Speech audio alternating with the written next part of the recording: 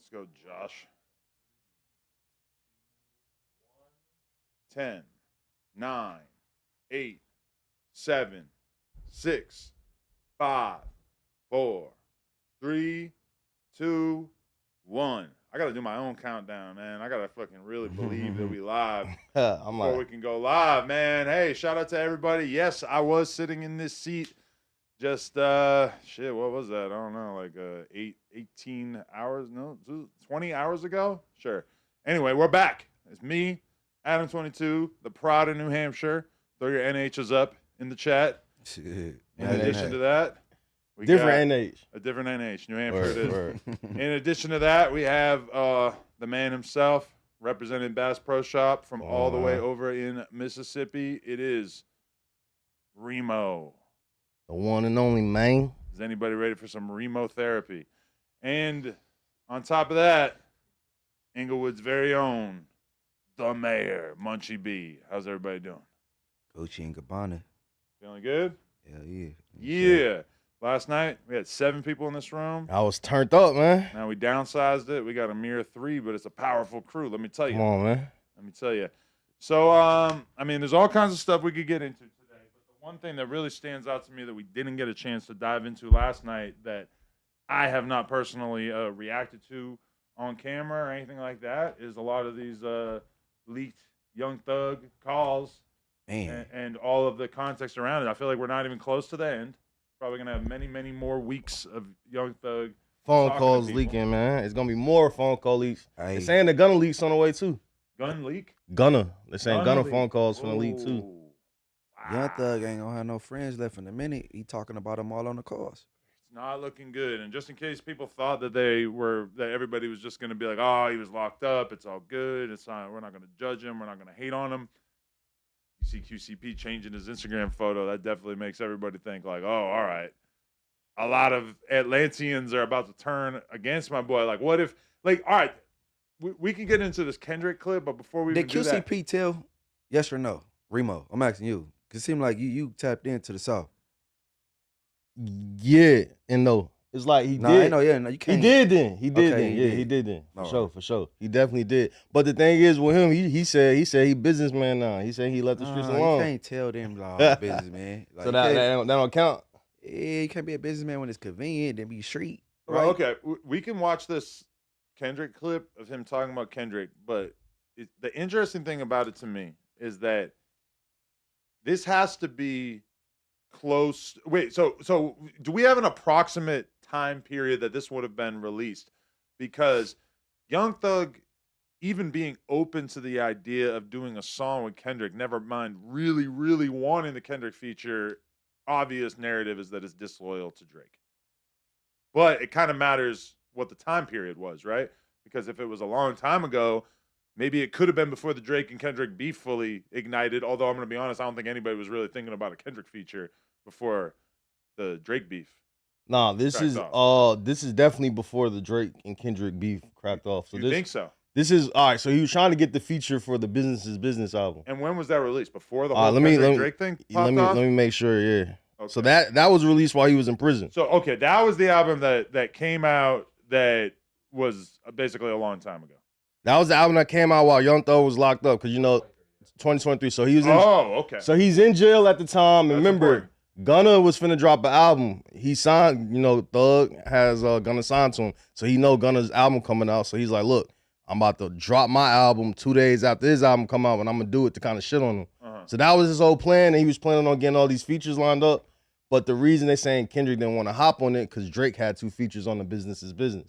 So that's maybe why Kendrick turned down hopping on the album, but we don't know. And that was even before before all the were beef. beefing. Yup. He just didn't even want to share the prize. So Kendrick was secretly sneak hating on Drake even before their beef came to the surface. Kendrick and Drake been taking shots at each other in songs for years now, but right. Ricky in the building. What's happening with it, bro? What up with it, man? Come on, bro. Man, let's get it in. Damn. Yeah, but they've been taking shots at each other for years, though. Hey, so explain to me what's the logic of dropping 2 days after him? So, like, all right. Because this your artist. To go for the number one. But this ain't the show back, right? This Like, show this back. your artist. I mean, yeah, but also at the time, you gotta understand, he feeling like Gunna just sabotaged what he was trying to do in court with the trial. You know, they trying to do the whole, this is not a gang, we're a record label. Young Thug said, Gunna went and said, oh no, it's a gang, and pleaded guilty. So he wasn't feeling them. So he tried to like, all right, I'm gonna gas up Gunna album, and then right after Gunna album drop, I'm gonna follow up right 2 days later and kind of shit on it. So Do that make sense to you? it do in a way as in like, because number a ones surprise are such album, a big deal in the industry. You know, everybody's out for the number one. Everybody wants to have that moment. So if Thug did the sort of sneak attack after Gunna drops his project, he could overshadow him and fuck up his rollout and make the whole narrative about him. And on top of that, he was trying to get niggas to not do verses for Gunna and to diss Gunna on his album. So he knew like, all right, if Gunna drop, then I got niggas like, he was telling Durk and the Lil Baby to diss Gunna on his album. I think I heard that call a minute ago. So that right there is like, all right, I'm gonna sneak attack him with a surprise album, and I'm gonna have niggas diss him on my album. Maybe he thought he was gonna be able to run it. It ended up coming out like a week after, not the 2 days that he initially wanted it to, but let's play the clip. Let's play this clip because I wanna really dig into this, and let's try to not to talk over it. We can pause it when we want to react Put the to headphones. it. Right here.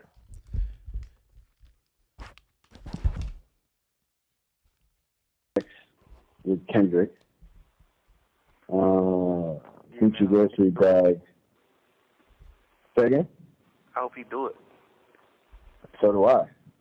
Oh, here. I mean, well, even if you don't get... He don't take no money, do he? No. He wouldn't do that. You can hear mine, because I heard it before. Just think about it. He does so few verses. Like, you know what I mean? Like, he's not just doing verses. No, I can't hear it either. Josh, what do you do? Oh. The only other person that gets a Kendrick versus King is Baby King, and that's his, like, his cousin or his nephew or something. I'm not hearing anything right. I'm only hearing Thug's voice. This nigga, man, what the hell you doing? Crazy. Yeah, why are we only hearing Thug's voice right now? Yeah, this is that weird. fake. I ain't getting no rapper song shit. I don't be liking them type nigga like that. Why? You nigga get too big. I don't want to do no feature. yeah. Why? Why you don't want to do no feature? Why wouldn't you want to do a feature for a superstar? Like you ain't like goddamn Strict calling you for a song. You know, like Right. You really got Lil Durk calling you for a song.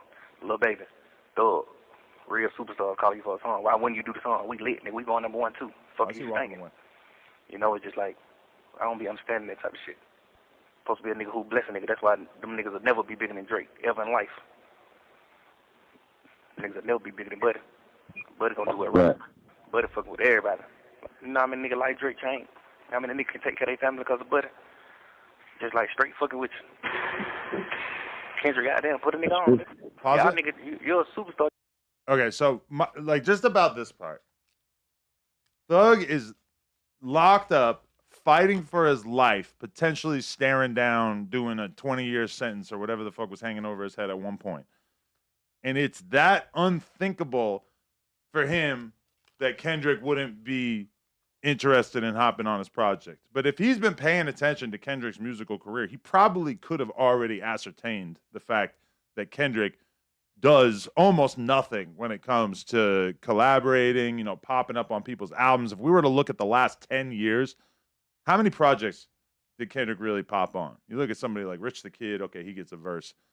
You know, but it's extremely rare. It's really in-house. He ain't really giving too many people that many, features. Even with TDE too, when you peep, he'll hop on a track and like ad-lib it and stuff, and it's like a callback to what they were doing in the past, but he's not really featured on their albums giving hardcore verses. He'll be in there, layering shit, because that's what they always do for each other, but he's not really like on Absol's album or on Schoolboy Q's album doing the damn thing, you know what I'm saying? Yeah, and it's interesting because so many people in the music industry treat this as if it's just fine, totally cool, understandable, etc. And then in this moment, you get to see Young Thug's actual reaction to it, which is that he's kind of appalled that somebody like Kendrick is not willing to hop on his project at a moment where he's locked up. I'm going to be real. Another reason why Kendrick might not have been interested in it, well, because number one, like him and Thug never had a relationship prior to this, right?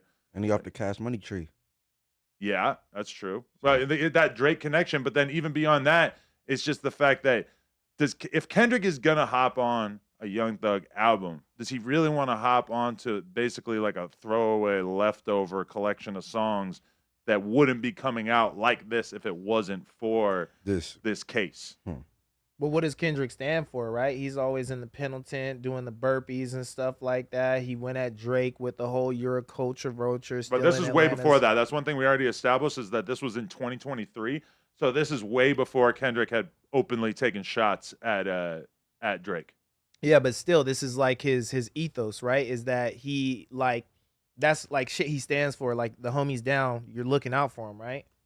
Like he's always showing love to the pen, right? That's but when has Kendrick he ever shit. done that? When has he ever looked out for somebody and been like, "Oh, I'm going to give this person a verse like from a charitable perspective"? I've never seen him do That's that. what I'm asking the people. I mean, and that like the way that Thug is talking about it is pretty understandable because it's like, you know, in the podcasting world, we just collaborate like crazy. Kendrick is like on the total opposite side of the spectrum where like Thug has probably done like, you know, 100 songs with Future and Kendrick won't do one verse for him. And to him, it's kind of unthinkable. But in a way, do you feel like this makes Kendrick or it makes Thug look like a real egotistical guy? And does this take away from some of the narrative that we previously had about him? Because previous to this, I think we would have thought that Young Thug was way too cool for school to even really give a shit, right? Who was he just talking to right here on this audio? We don't know, right? I would assume someone on the label. It sounded like he was talking to one of his managers and stuff. But nah, I don't think it. I don't think this. We done heard a lot of Thug calls recently. This is not the Thug call that make him look bad. If anything, I feel like this one make Kendrick look bad. It's like, damn, you got someone else because everyone been saying that Kendrick don't really be helping everybody out. Now you hear a phone call of Young Thug saying the same thing, and this is like a genuine phone call because he didn't know this was going to get leaked to the people. So this is the real him. This is just him saying how you feel about like, yo, Kendrick, you don't really be helping nobody's career out like that. Like, yeah, you want to take credit, call Drake a culture vulture, but Drake out here changing people's family lives. Like, what are you doing? So like, I don't think I don't think this leak made Young Thug look bad. I think if anything, Kendrick look a little way. All right, what we talking about right now? You just talking about appearing on albums, or you talking about like just features, just alley oops like type shit? Basically, Thug saying that Kendrick don't really just help anybody out, like song wise, career wise. Like Drake done helped lift up multiple careers, but giving people their first biggest feature. He said Kendrick don't really do all that. It's just interesting because this is a very popular narrative now to point out that Kendrick really hasn't like helped that many people in their careers and has mostly kind of like hoarded his own music and made everything about himself. Granted, he's taken a bit of a departure from that on the most recent project, GNX, by putting, 8 underground LA rappers on the project. But that is very much a new development in his career. Whereas on the other side of things, everybody says, there's probably 400 artists that Drake positively put on and amplified their careers. That's very common for people to point out now. And here we have Thug basically making that argument long before it became so trendy to say so. Kendrick got multiple songs with Scheme. Who's that? Oh, with Scheme? Yeah, but that's from what, 10 plus years ago before he was a superstar? Yeah, a minute ago. Yeah. Yeah, I feel like, okay, now it feels like it's a popular narrative, but it's stuff that we've been hearing about Kendrick. Like, I'm not kind of surprised to hear this. Like, I feel like if a podcaster said this around this time, it kind of wouldn't be the craziest take. Yeah, Thug is saying this and it is genuine. It seems like he's just venting to his homie, but I don't think he's saying anything that's like that crazy. Like, I don't think it makes Kendrick look as bad. You know what I'm saying? Okay, but we're digging a little deeper into this. Think about it.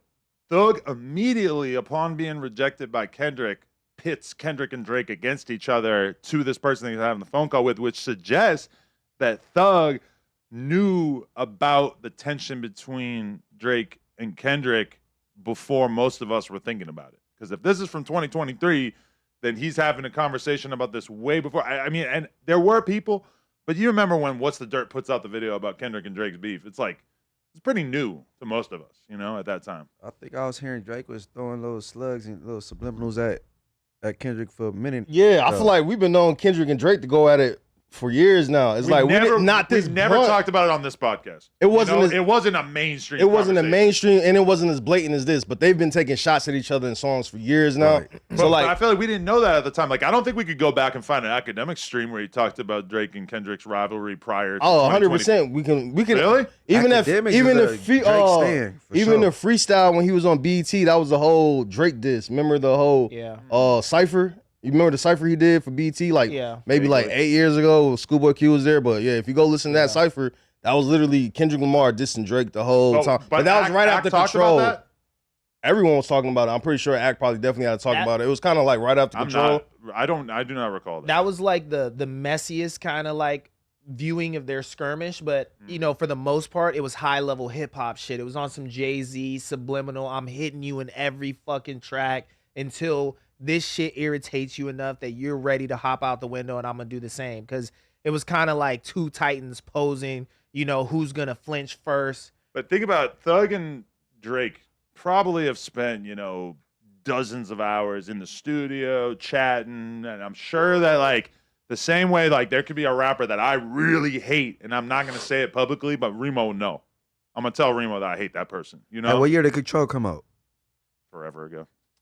2015, 2015, 2015 somewhere. Yeah. Hey, look it up right quick.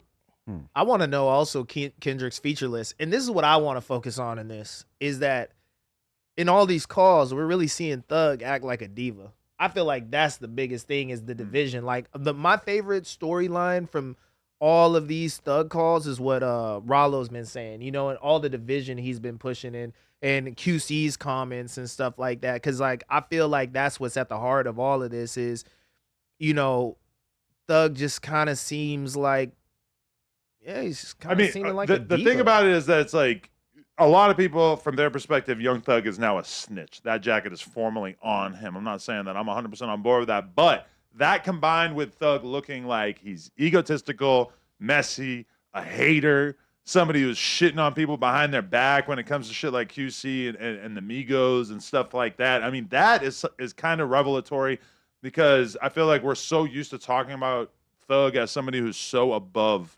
everything that now we're realizing like, oh, he's really a bit of a petty hater just like the rest of us, and the version of himself that he puts out in his music or in interviews is actually quite different than the real version of him, even when he's staring down the barrel of 20 years. You'd think that that might be the moment when the best version of you emerges. Apparently not. All right, let's keep playing this. You don't ran up you a few hundred M, but you ain't put nobody on though. You see what I'm saying? You ain't even put Keem on. Cause the shit you and him doing, that shit ain't really doing that.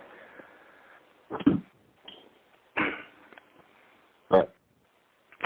Put somebody on. It's okay to run you a few hundred M's up, but who you help though? You ain't really help nobody. It's the saying. You did all that shit for nothing, nigga. You ain't help nobody, nigga. Nigga ain't really gaining no fans off of you. Keem ain't big. Keem love hell, man. He can't sell no fucking ticket. Watch out. Like, man, watch out. Damn. I truly believe you do a song with me, Wham, Durk, Moneybag, Savage. I truly believe we'll have your ass dope, trending, like, so it's gonna be like people in the real world fucking with you. Not the goddamn, not the rap world. You know what I'm saying? It's gonna be real players and cool bitches, lit bitches and players and shit like that fucking with you. Them type of people ain't fucking with you. You gonna get like the real streets and the real people fucking with you. You gonna get the East Coast fucking East Coast ain't fucking with you, bro. You really trying to keep all the blessings to yourself. You really trying to keep everything to yourself. You now that's crazy. Sit in the studio and work on the album and don't put nobody on the album. Like, God damn, bro, you ain't gonna fuck with nobody. You ain't gonna bless nobody. Bullshit ass king, like. But it's like, the hell is you doing? You supposed to be fucking with me, Wham, Durk. Savvy, you supposed to be fucking with us. You supposed to be calling us like, hey man, I want y'all young niggas on my album. I'm on some player shit this time around. I'm on some player shit. Like, come on, man, god damn. I don't know though. These niggas be crazy. Right. How much is left? Hopefully he do the song though. If he don't, I ain't really giving no damn. Yeah, you is. This still be good. Yeah, over good. Continue being rap, man. You know what I'm saying? Continue being rap, man. Stay supportive. Yeah. Put my album cover or something, man. Stay supportive, man. All that. I ain't posting no pictures, 6 years shit, man. Watch out. Nigga don't care about all that shit, man. Nobody don't give no fuck about none of that. I guarantee you, your first post you post, that motherfucker gonna do 1 million or 2 million likes. You can get out in the next 16 years. You not finna get on here and get no 100 million likes on your post. You not Kim Kardashian, man. So whatever you call yourself doing with your internet, and if you just want to prove like, oh, I won't be on the internet, what is that proving? What they do? What they do? Instagram is meant for pictures, man. Post your picture, bro. Or just delete your Instagram. Right. Yeah. I think it's the rarity though, but man, have fun with that. I think it's the rarity though. Like in that moment, he's kind of like, okay, Kendrick is doing something in which he's trying to make himself as scarce as possible. So when he does pop out, it matters. And he's always been a master of that. You know, it's like Thug is the opposite of that. Thug has had a bit of a hard time managing that because he just drops all the time. He does features with whoever. But I mean, even in that right there, I feel like that is kind of like a mask off moment because you're realizing that Young Thug, who acts like he's so much better than everything and above everything, is still thinking about Instagram likes. And the little petty shit that come with the game.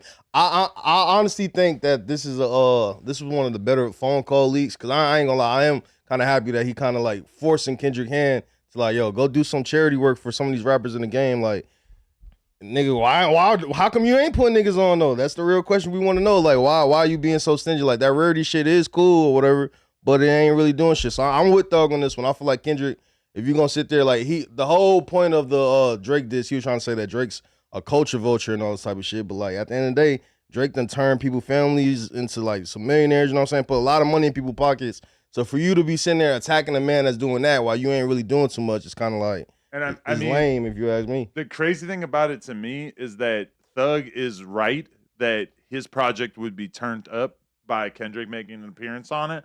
But also he's also right in saying that Kendrick needs to be doing stuff like coming out and doing a song with him and Lil Baby at that time, and that would be a good look. The same way that like Kendrick popping out on the Cardi project was a really good look for him. Probably exposed him to way more. But Kendrick's overstaying in the game. He knows that doing a song with Thug and Baby is maybe not the most lit possible look, but at that moment, appearing on the Cardi album was the biggest thing that he could have done outside of dissing Drake. But then he hopped on the Future Metro Boomin song and really, so that was just like. And that was a moment too, but that also was very strategic because that was him sort of cracking off the beef and making it clear that he was on this side of the fence. Oh, Future Metro Boomin, you want to take aim at this dude? Yeah, all right, I'm down. It's funny to think about that we got an Atlanta artist calling him out for not working with people, but then he worked with Future and Metro Boomin to create this whole diss against Drake with Atlanta artists. So that's the funny circle. Also, Drake owes some money too. Didn't somebody write for Drake? And, you know, was that Daylight? We don't know. Detail, you probably talking about the dude Detail. Daylight is a back to back. affiliate. Back to like somebody claimed they wrote back to back, right? No. Daylight. He's talking about back to back was in response to the allegations that he had a ghostwriter. Basically, Meek Mill leaked the fact that Drake had used ghostwriters, and then back to back was basically Drake spraying at him. So nothing with Daylight. Daylight is a TDE affiliate. Yeah, nothing with. He said that it was inspired by AR app, like that the Philly battle rapper. He said he was spamming a lot of that at the time, and that was the energy he wanted to kind of bring to the booth. But you guys, to me, are skipping over the fact that Kendrick doesn't fucking need Thug. Kendrick doesn't need any of these dudes, and he knows that. Thug is complaining about Kendrick not popping out and doing features with people like him, Baby, 21 Savage, although I think that would be ill. When before this, he dropped Mr. Morale and the Big Steppers. And the features on that album were great. Everything sonically was in tow. It was a great album. He doesn't need these guys on his shit. He's bigger than all of them. That album, objectively, you know, many critics said it was a great album. As far as how much noise it made in the streets, I would say close to zero. That album came and went. We were podcasting all through it. Nobody gave a fuck. And that's what Young Thug basically was saying. He was saying like, all right, yeah, you got your hip hop fans, it's like your core hip hop fans that fuck with your music and shit. But if you start fucking with us, you're gonna get the streets fucking with you. He basically thinking, he's saying like, yo, like you ain't really got the street fan base. You should come fuck with us, come fuck with Durk, come fuck with Lil Baby, which is funny. Like he's like, oh, we're the people that you need to tap in with to get the streets. I think that's funny, but I don't think. I think Kendrick Lamar kind of do need to. Not even necessarily, even if it's those three people they name, but like I feel like he do need to tap in. I feel like a lot of people like outside the West Coast and shit and mainstream hip hop, people ain't really listening to Kendrick like that. Yeah, keep it real. And I'm gonna be real on the West Coast. I don't feel like people were listening to Kendrick for like 10 years there. Cause he started doing the weirdo rap. Exactly. He put out Good Kid, Mad City, was one of the greatest albums of all time, and then everything after that for a significant period of time just really was not directed at the streets in any way. So you might have got a good Anthony Fantano review. But in terms of LA, I remember when I know. Mr. Morales dropped. Yeah. I'm sitting there doing a podcast with House Phone and AD. You know how much they had to say about the album? Fucking nothing. They said, oh, that's a good project. Nobody was like really genuinely picking it apart or really diving into that shit in the way that we all dove into GNX. So that's why a lot of people on the West Coast that act like they're these big time Kendrick supporters, it's like, bro, you are West full Coast of people not into the shit. backpack rap though. Yeah. Yeah. That's how I feel as well, because in the barbershop, fools were shitting on that shit. But at the same time, like, you know, Kendrick popped out on Drake the way he did, and everybody was acting like it was, you know, the second coming of the Messiah. But I'm like, y'all don't really fuck with Kendrick like that. Mm-hmm. But I still stand on my statements that Kendrick really doesn't need any of these guys to make good music to sell out. I've been to Kendrick shows, bro. That shit is real in real life. And when you got that kind of status and position, like you said, he's very strategic. I'm going to pop out when it benefits me. I don't give a fuck about what you got going on. I'm a better artist, a better rapper, a better everything than what you got going on. But Young Thug in that clip is kind of showing me that he actually understands the game and that he's actually like someone who could be an A&R, because he clearly like has a strategy in mind for Kendrick that would be effective and that also would benefit him. But at the same time, I think you're seeing a little bit of how Young Thug has this tunnel vision where to him, Kendrick doing a song with Moneybagg Yo is a good idea. I don't think anybody else has ever even thought about that. I mean, granted, like J. Cole goes and does a song with Moneybagg Yo. That was a good moment for both of them. But it's just like Thug just has like a perspective on this shit that doesn't really allow for him to see the total view of everything that could have possibly happened, you know? He not knowing Kendrick don't even care. He don't wear jury. You know, he just you do. Kendrick. He popped out with a big ass Malcolm X chain during all this. The Jesus, that's a recently. Yeah, we were actually all really surprised by how much jewelry he seemed to own because he kept popping out with different chains. Like and then they got the craziest chains out right now. Was that the like some Nipsey tribute type thing? You know, Nipsey so look, had the Malcolm X. Probably, he had the A, and everyone thought he got the A for the A minor to diss Drake.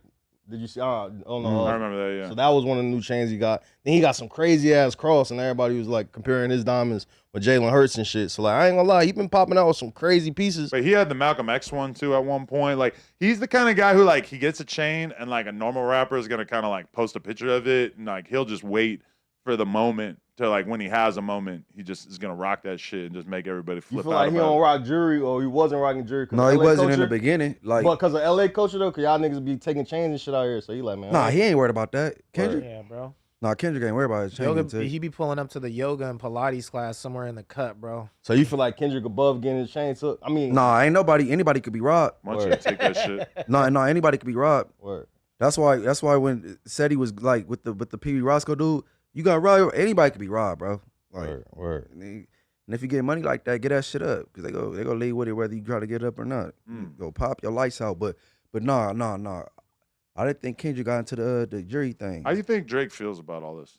He's loving it. Validated, super duper validated with everything he's been saying about Kendrick for the longest time. About this right here or his. He probably wish he could share, but the fact that everybody calling on Thug a snitch, he can't even. Yeah, it's like Thug saying all these narratives that Drake would have loved for Thug to have said 6 months ago, but instead it's the newly blemished Thug saying these things, the newly compromised Thug that people are now going to be looking at a little bit differently.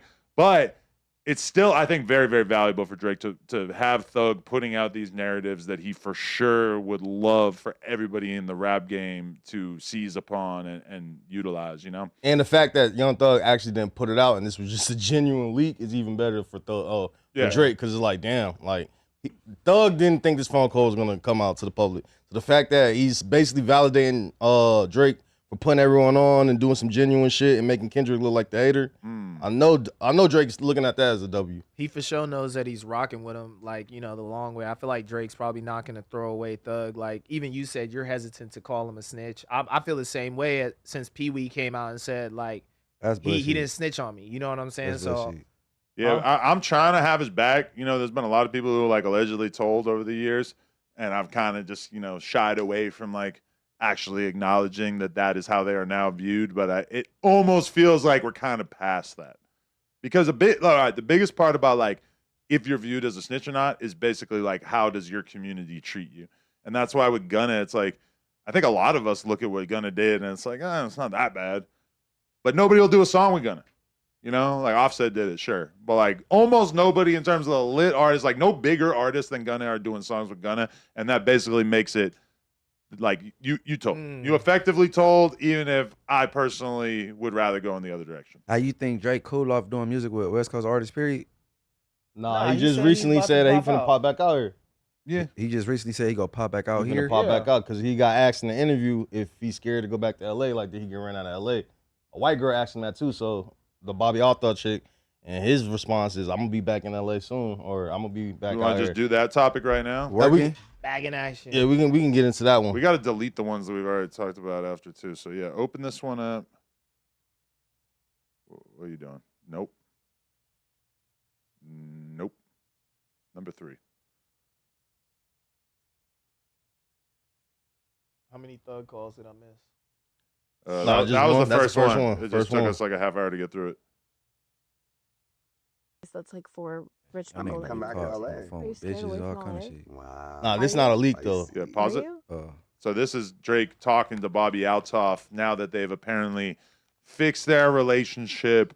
Apparently, you know, like Drake has decided that while he could be doing No Jumper, he could be doing an academics podcast, he could be going on any number of hip hop podcasts. I mean, the narrative that Drake is not really like supporting hip hop outlets becomes stronger by the day when he chooses to come and do a second episode with Bobby. Before we even get into this, like, I mean, that is kind of a wild look. It's for like him. Drake, read the room.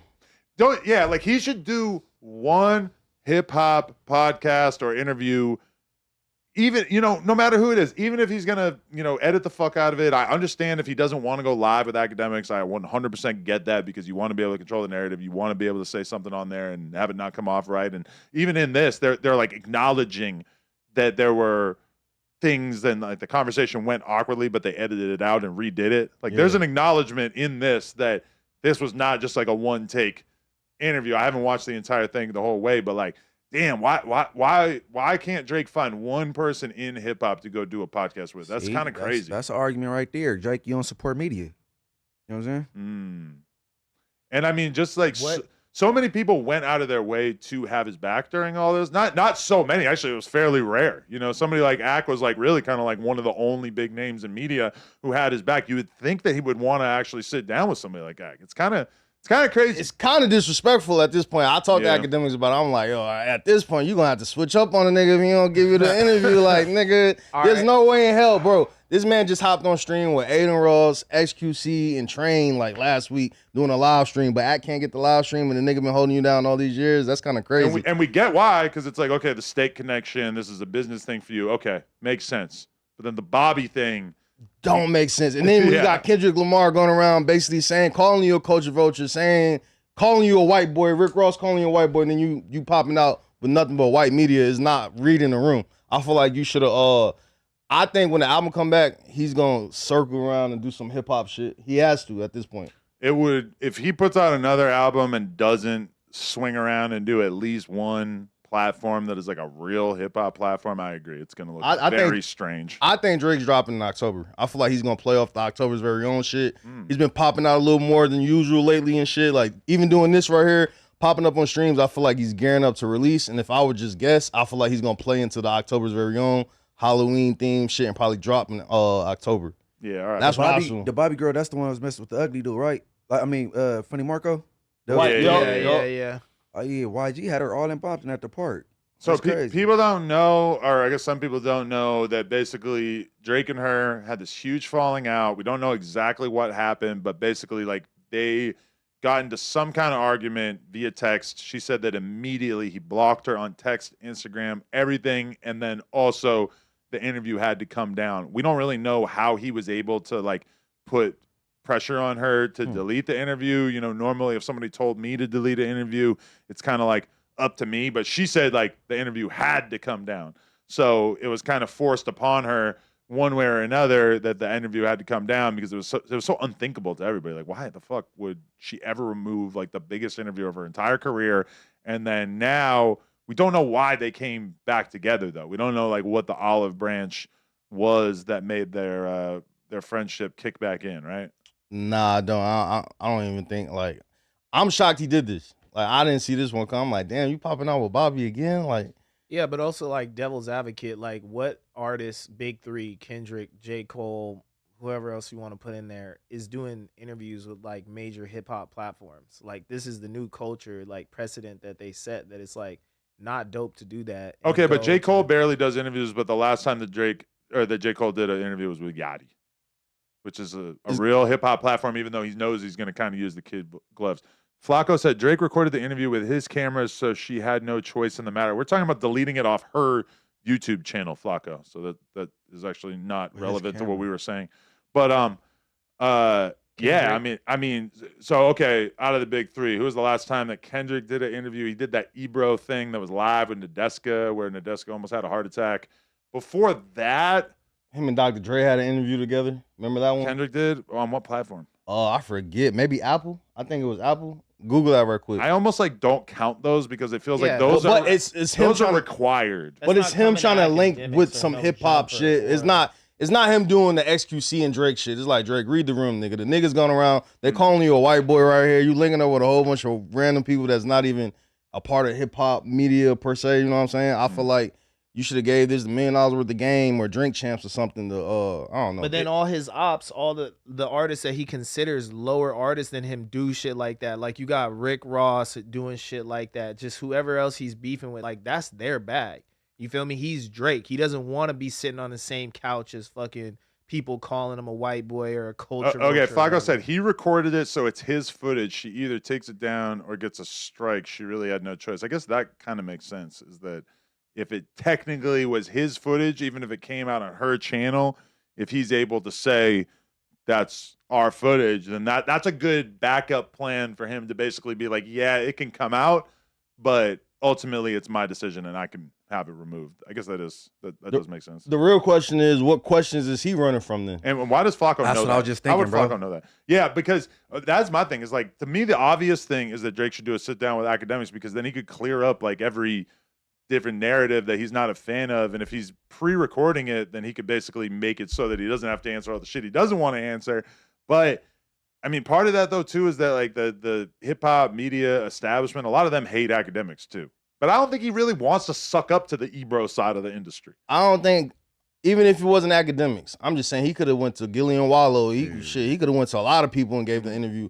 I just feel like, all right, even with Flacco saying that this was his footage and he had control over it, it goes to show you, like, so what questions are you ducking, per se? Because it's like, if that's the case, if you really want, because a lot of the questions she asked was some messy questions. She did? I was surprised that a lot of the shit he was talking about. You watched the whole thing or just the clips? Just clips. I didn't watch all of it, but like a lot of the clips that I seen, it was like some good ass questions where it was like, all right, he's answering, he's not straying away from too much, but it goes to show you, like, if he wanted control of the footage, then he's obviously scared for somebody to ask him certain shit. You think he want to be asked about telling Wayne he fucked his girl on a jail visit, or mystery kids kissing a girl on stage? Yeah, that's the one that came to mind for me right away, is that it could be extremely awkward for Drake to sit there and have to answer like, so are you really a pedophile? Yo. Right. Like, I feel like even if who do you feel, besides academics, who else do you feel like is a good contender for a Drake interview? So take yourself out of the Joe Budden is out because they hate each other. Word. Vlad, no, they don't have a relationship. I mean, the Breakfast Club, boy be coming at him. What's his name? Yeah, they've been beefing with Charlemagne forever. Right. He's been hating on Ebro and him hate on each other. Really, like a huge part of like the top 10 or top 20 on that complex media list is out. Flacco said there's nobody he can do an interview with that'll satisfy the culture. Ack and Gilly would be too friendly of an interview. Ebro and Elliott are his ops, so he won't do it. There's no one left. Wallow and Gilly. Looks like No Jumper is the only platform that's next. Adam, what are you dying to ask Drake? What do you have to ask him? What would you probe into his mind? He's running from Adam. You crazy I'd have to think about it. No, I mean he honestly sent me a voicemail like a few months ago saying that he still really wants to do No Jumper one day. I'm gonna be honest, I don't really believe him. It just doesn't really seem likely or realistic. But do I think that I could do a great interview with him? Yeah, of course. Drake, you want to tap into the culture, snatch LA back? Fucking pull up to No Jumper, dog. Thank you, Ricky. I appreciate that. Let's play this actual clip. This is Drake talking about if he's scared of LA. Am I scared away? No, you're not. No. Okay, then why didn't you do an LA tour? Why are you just in Europe? LA tour? An America tour, yes, just a tour of every city in LA. I did. By the way, when all that happened, I just finished an American tour, and so I got to do another one, you know. They don't happen like every month you go on a new one. right? Yeah. So I'll be back. You will? Yeah. Hopefully That's exciting. Yeah. I'll come and hopefully we don't have a part 2 of our falling out again. No, I think we already skipped that. Okay, so no, you do not have a special place. I mean, he's right. You know, me and Brick went to the tour right before all this shit cracked off. He played Staples Center like 8 nights in a row. So I feel it. You know, he did do an American tour right prior to that. Can you? Okay, I'm gonna lose my mind if you don't start deleting the ones that we already talked about. No, I mean on the list. Okay, so delete number 1 because we already talked about it. Then delete number 3. Nope, because we Keep number 2. Yep, we did. We already. God damn it, Steven. You definitely wait. You're not just gonna hit the delete button? Wow, okay. You really realize doing this that a lot of people don't know how to use a computer. No offense, Steven. Or a Word document, I guess. So you definitely deleted one of them that we still were planning on talking about. Nah, keep that one right there. Control Z. Yeah, can you like, man, asking him to undo would probably be a little too much. There you go. Yeah, so we highlight the text and press delete. And then delete that one. What's our boy name Boom. that start There we go. going off on Tupac about the East Coast? You lied. You lied. Remember him? This recent? No, it ain't recent. The dude, man, from they be going on there freestyling. Is it Flex? I have no idea what you're talking about. Oh, yeah. If you talking about High 97, Fun Master Flex. Yeah, I remember that he went on that rant like about Tupac and like, man, you lied. Like about this and started this East Coast, West Coast behind the lie and shit. You know what I'm talking about?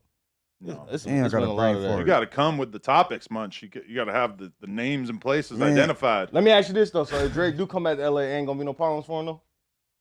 Who the fuck is going to do anything to Drake out here? Bro, you see the way Drake be moving, bro? I don't think he would have no with problem. Them tanks, bro. But it's What like, street gang is going to do anything to Drake? I wonder why Drake sold all his houses out here. That like right after. Man, that was right old. That was before all this shit. Nah, it was like in the midst right during that shit. He had like multiple properties out Hey. here. You don't just sell a house overnight. But I disagree with that narrative. I think he sold his LA property before. When Didn't he have like 2?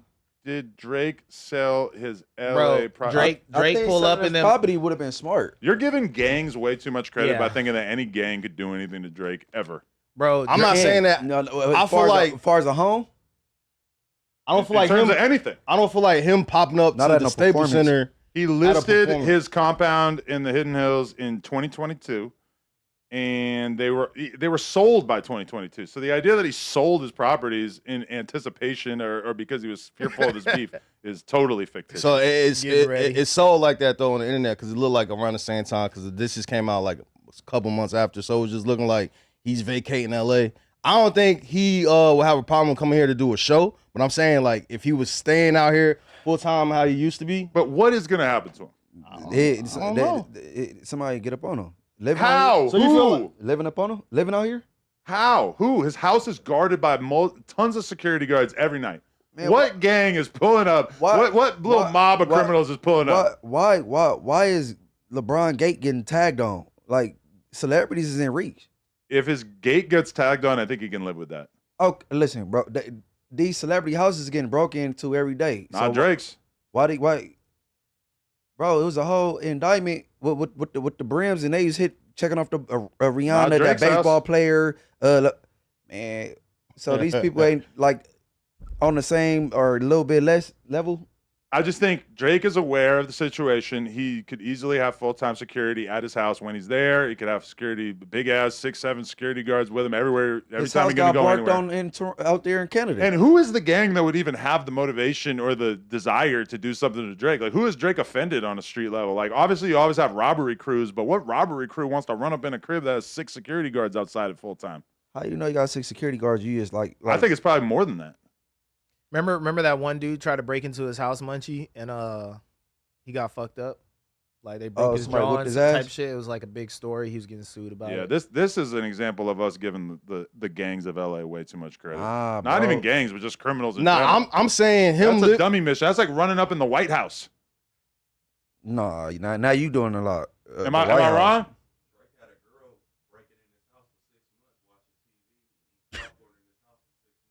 Munchie's homie says there was a girl who was breaking into Drake's house and watching movies and eating popcorn for 6 months. And the security was just figured it was all good.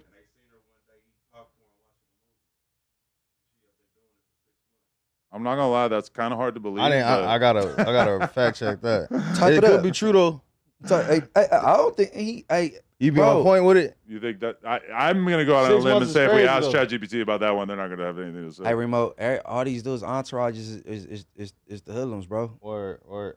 But that's what I'm saying. Like I'm saying, like Drake coming here to do a few shows, yeah, he'd be all right. But I'm saying if Drake was still actively living in LA, just rotating think around. he'd be here, What's gonna happen to him? I don't He just know. said he gonna get Nothing. fucked over. He's in Texas now. So I'm saying at one point he used to be out here all the time. He's just been in Texas. So I'm like, Right. maybe he feel the energy. Like maybe I don't want to just be in LA all the time. Like we're normal people, so to us having a home that we spend 95% of the time at makes sense. It's like if you're Drake, you go to Texas, it's all good. Like you go to LA, it's all good. Like you're moving around like in a way where it's just nothing's gonna happen to him. And and even like you're talking about people doing like burglaries. Like, okay, could his house get burglarized? I guess that is more believable than someone doing something to him. But this, Drake's not a dummy. He's just nothing's gonna happen to him. I feel like billionaires just don't get touched. You know what I'm saying? Like He's moving around in a way that there's no possible way that anyone's gonna do anything to him. That's my perspective. Okay, so right here he talks about why he hasn't done an interview with HipHop Media. Let's click that first link up there, and then I guess we could see his message to his ops after that as well. Ooh, okay, here we go. I really do feel like, and people are asked like, oh, why are you here doing this again? Mm-hmm. Like, what's the point? Like, even on the way up here, like, my boy was like, why are you doing this again? And I was like, well, what we did, like, it changed a lot of things for a lot of people. It was me essentially, like, just recognizing somebody that I never met in my life, that I fully believed in, that I thought was really interesting and I wanted to have an interesting conversation with. It pissed off like so many, like all these fucking losers, these like, like story journalists and like this guy and that guy who like feels so entitled to this interview about, and Drake never does anything for like this type of media. And it just like made people so angry that two people who actually like have just like maybe nothing to talk about or everything to talk about, but just based on like random energy could come together. I think it changed a lot of things. It changed a lot of things like on TikTok. It changed a lot of things like in the streaming world. Like it made people more comfortable to go sit down with somebody that they've never sat down with before, like not to take like overly take credit, but when I do see like somebody, who keeps to themselves, like a Nicki Minaj, like go to like Kai Cenat's house, or like I see, these musicians go to like a guy like Blackboy Max's studio and start making songs with him. Like I feel like we did usher in the idea of just like you can be from two completely different walks of life. Celebrities are not here, that we're like, the goal is not to be like some unattainable dickhead for your whole life, and only to like sit with Zane Lowe while he like asks you like the most like curated and formal questions. No disrespect to him, Yeah.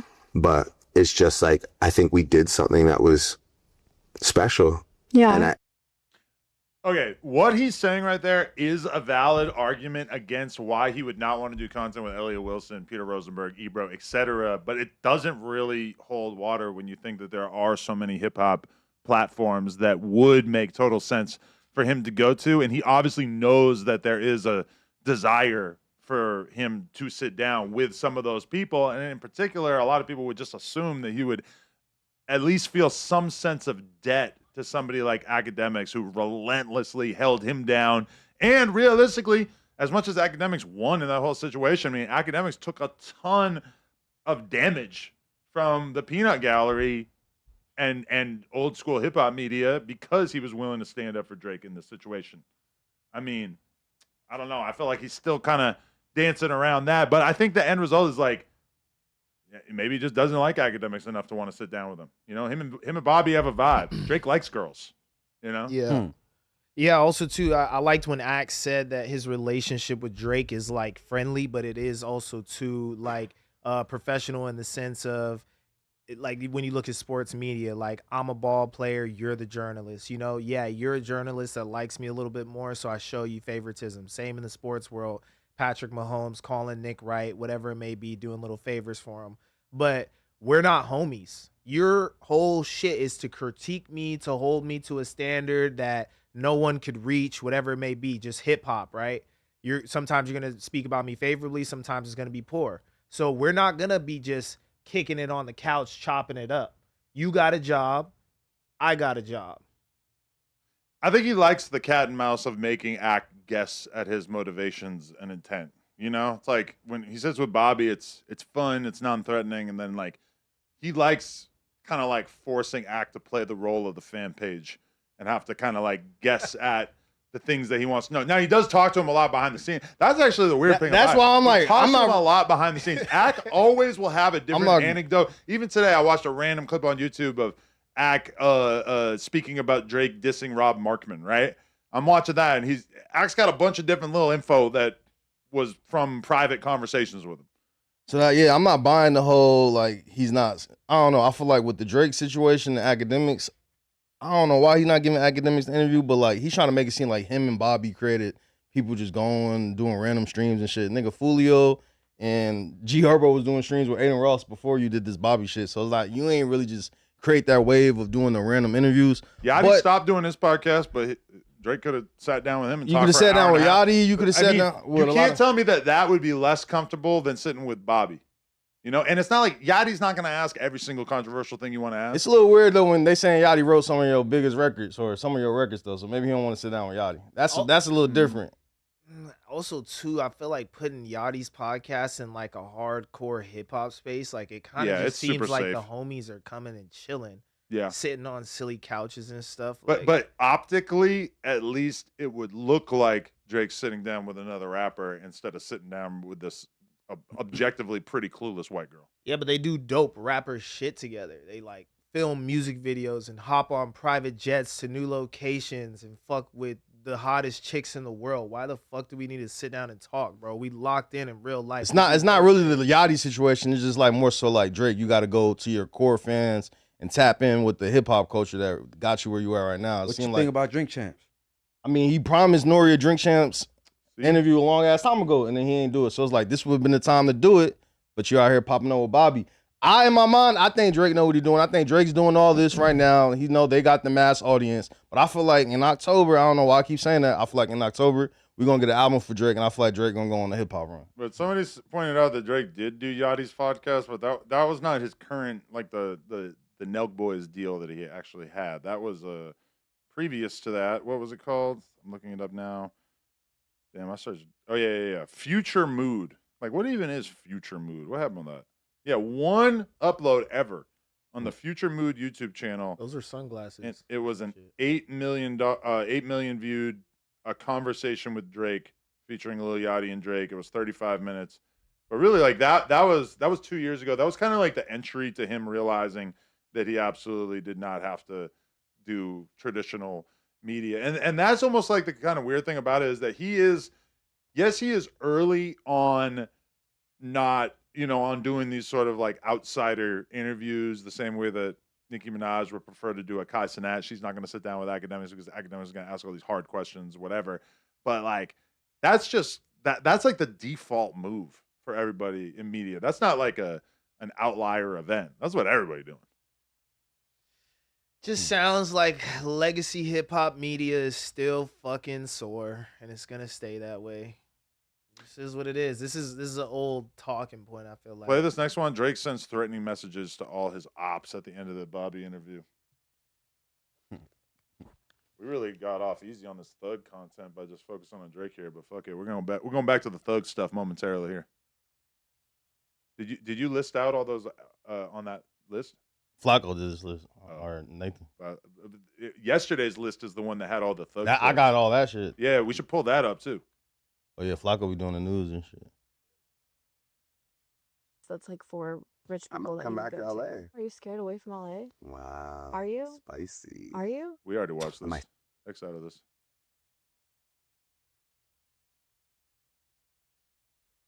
Wait, that was the link right there. So there is no message to his ops.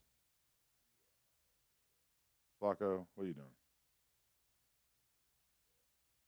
Shit, I can email you my list of topics from yesterday. There's a whole bunch of Yeah, we should definitely Steven, do that. send me a email. All right, it's already in Donnie's then. Yeah. Just pull up Tuesday show from yesterday.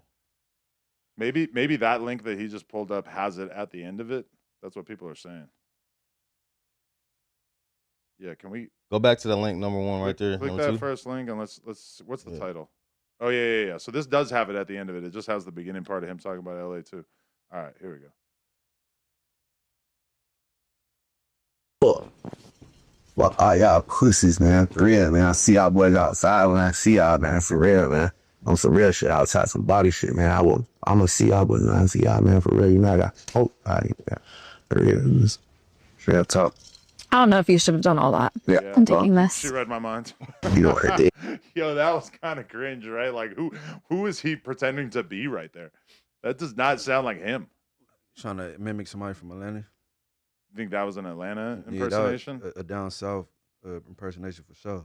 I mean, for somebody who's got so many accents and stylized way of speaking in his back pocket, that definitely stood out to me as kind of odd. Yeah, he be code switching a lot. But that one right there, I don't know. He telling y'all LA niggas he finna pop out on y'all niggas, man. He finna be outside real soon. Yo, that was crazy. That was weird. Anyway, okay. I'm a fan of Drake though. Drake like my top 5. Yeah, that's why we got to stand up for him against this menace, Kendrick Lamar. Yeah. So can you open yesterday's topic so that we can get into more of the Thug stuff? Here we go. All right, click OK. And then should we go into this first one, the one about court filings reveal that Young Thug tried to stop? Yeah, we can. All right, so this is really what started all this anyway. Yeah, let's go to the ones that we didn't cover. Well, we didn't cover any of the Thug stuff yesterday, but so before any of the phone calls started leaking, before any of the Rollo or any other shit, this is what initially started Young Thug even taking to the internet to defend himself. So there was some court filings where Young Thug, he supposedly gave some statements to an undercover cop in the back of a squad car. They were trying to use that in the testimony, or they were trying to use that testimony in the trial, but Brian still filed like several motions to have that God testimony be stopped. So it got leaked. Click the next slide. It got leaked that the testimony was stopped. Someone dropped the paperwork on it. And then Young Thug made a tweet and he was defending why. Because this is, everyone was calling Young Thug a snitch right here. This is where it initially started. Before the audio came out, they were saying, why would Young Thug be in the back of a squad car, giving a statement, and then how come Brian still and then went so hard for the cop not to be a part of the trial? Why do so many of these gangsters crack in the actual police car where there's nothing that you could say in a police car that's going to get you like better conditions for your eventual plea deal or whatever, right? So many. It's another rapper that cracked in the backseat. Well, that's what they're saying that Thug did right here, is that he was in the back seat of the car. Right. And that he made statements that basically sounded like he was endorsing snitching, right? That was where he said the thing about, I'll tell you whatever you want to know, but don't tell the world. No, that's a whole. That's different. So what did he say in this case? And this, all right. So this is what we said to the cop. We don't know what was said. So that's the whole thing. They were trying to actually have that cop or that detective come into the trial to testify and actually say what was said, but Brian Steele and the other lawyers stopped that from happening. Maybe Josh, if you can read some of the, I can't see that, but if you can. Somebody donated $2 and said, Adam, light the spliff already. Yeah, you could just read all of it right there. Is your mic not on? Head in the game, check. Mr. Jeffrey Williams, by and through undersigned counsel, and hereby files this motion of limiting number 19 to prohibit the prosecution and all of its witnesses, including Detective Quinn, from announcing his wrongful belief that he met with Jeffrey Williams in the back of a police car concerning a murder case in support of the motion. Mr. Williams shows as follows. Mr. Williams is innocent of any and all charges in the above referenced indictment. Based upon the information and belief of the prosecution and some of its witnesses, including but not limited to, Detective Quinn may wrongly state that Mr. Jeffrey Williams was in the back of their police car at some point and gave information on the murder case. same is untrue. However, same also places Mr. Williams' character in issue by being in a locked police car and having information on a murder case. The evidence must be excluded because same is not accurate, places Mr. Williams' character at issue, and is irrelevant to the trial above referenced. So that's why he wanted it dismissed. But what did he actually say or do in the cop car? We don't know, but that's the whole point. It's like, why are you talking to a detective in the back of a squad car about a murder? So that's when the niggas started calling him a snitch. Then make it to the station. Seti Nash and Traveler Ross resurfaced the videos. Well, they were out there already. Some of these leaks actually came out like 8 months ago, maybe a year ago. But for some reason, Seti Nash and Traveler Ross reacted to him again, and they kind of got more viral. Academics reacted to it, and then that's when everybody started leaking the other phone calls that we didn't hear. So let's go to that second clip. And I don't know if y'all reacted to this one yesterday, but this was the one where everyone was calling him a hater. They were saying, let's listen to the clip. And y'all give y'all own opinion. Yeah. You hate yourself more than I hate you. Man, you get out of jail, you fuck, smoking some weed, you kicking your shit at your house. A week later, that shit wow. Nigga like, damn, man, I'm tripping. Like, come on. Him and Britt got into it the other day. She called him a rat fuck nigga. Yeah, he got down there, started crying. Yo, I don't get it. Like, where is the audio for the other guy coming out of? Because I'm barely hearing it in my headphones, but I feel like I can hear it over there, and that is confusing the shit out of me. I don't hear the other person at all. Yeah, I can hear it, but just barely. I don't know. I'm hearing it through. You're hearing the other voice? I don't have headphones, so I'm listening through. The other voice is very faint. It's super faint. Okay. But it was like that on even if you listen to a phone call, you could barely hear the other person. All right. So, but I'm glad you stopped it right here. So right here is when they're talking about, all right, so Gunna had dropped the Bread and Butter song, and in that song, when he dropped it, he was saying, you in business with a rat, when you switched up on your homies. So they were saying that line was going at QCP, saying that, yo, baby, how you trying to switch up on me when you doing business with a rat? It was never confirmed or anything, but that's where everybody speculated those lines was about. Right here in this clip, you can hear, if you rewind it back, we can go back, you can hear Thug and 21 Savage laughing at that particular line, and 21 Savage even goes on to agree, like, yo, you ain't lying though, QCP is a rat, and he did switch up on Lil Baby. So that was the interesting part of that per clip, but yeah, let's play back one more time. Credit. You hate yourself more than I hate you. Man, you get out of jail, you fuck, smoking some weed, you kicking your shit at your house. A week later, that shit wow. Nigga like, damn, man, I'm tripping. Like, come on. Him and Britt got into it the other day. She called him a rat fuck nigga. Yeah, he got down there, started crying. That how I supposed to be though. Like, ain't no girl supposed to be fucking you and then. Like, I really be like that. Like, I wish you don't never get no pussy no more. You don't never get another dollar in the world. Like, you don't deserve nothing. You don't deserve nothing. I don't give a fuck about nothing. Man, you don't deserve nothing. But you the worst. Yeah. But you don't deserve nothing. Like, but you voluntarily lied. But you don't know nobody on this fucking case. Like, oh God. Man, you don't deserve that. You don't deserve no pussy. Nigga did that shit to get out for a hoe, bro. Listen to a nigga jail call and shit. Nigga just straight just, damn, man. I love you, baby. What you doing? Man, yeah, I'm gonna be back. Man, I know you regret it. You hate yourself more than I hate you. Man, you get out of jail, you fuck, which in a minute. Yeah. Yeah, man, this shit lame, man. Damn, man, nigga got a nigga caught up in this shit. When nigga go to talking like that, all that little type shit, like, man, watch out. You trying to nigga got you caught up in some shit like I ain't got caught. He was saying that? Shit. Yeah. Man, nigga got nigga caught up in some shit, bro. These niggas, man, I don't even know these niggas, bro. Like, all that old type shit there. Like, nigga, I don't know these niggas neither. I know you, Gat, and Duke. And goddamn, right. and Quake. I know 4-5 people on this case. The rest of these young niggas, I ain't ever hung around flying like Shawty, ever in life. Oh God. Shit like that. Like, I don't know these niggas neither, nigga. I'm in the same position you in, nigga. Which in a minute. But get what? I'm a man though. I ain't doing no sucker shit. Whatever him. I don't go there with him. One thing about it, I'm not going out like no sucker. Cause I'm a grown man. I ain't doing that. Ain't no money. Ain't no nothing. Who? Man, nigga sitting there, motherfucker, law everything. I don't give a damn. I wish I would do that. Who? Man, these folks come on with it, man. You know what I mean? I just don't respect. I don't know, bro. I don't know. But get what? I'm a man, though. I ain't doing no sucker shit. Whatever, him.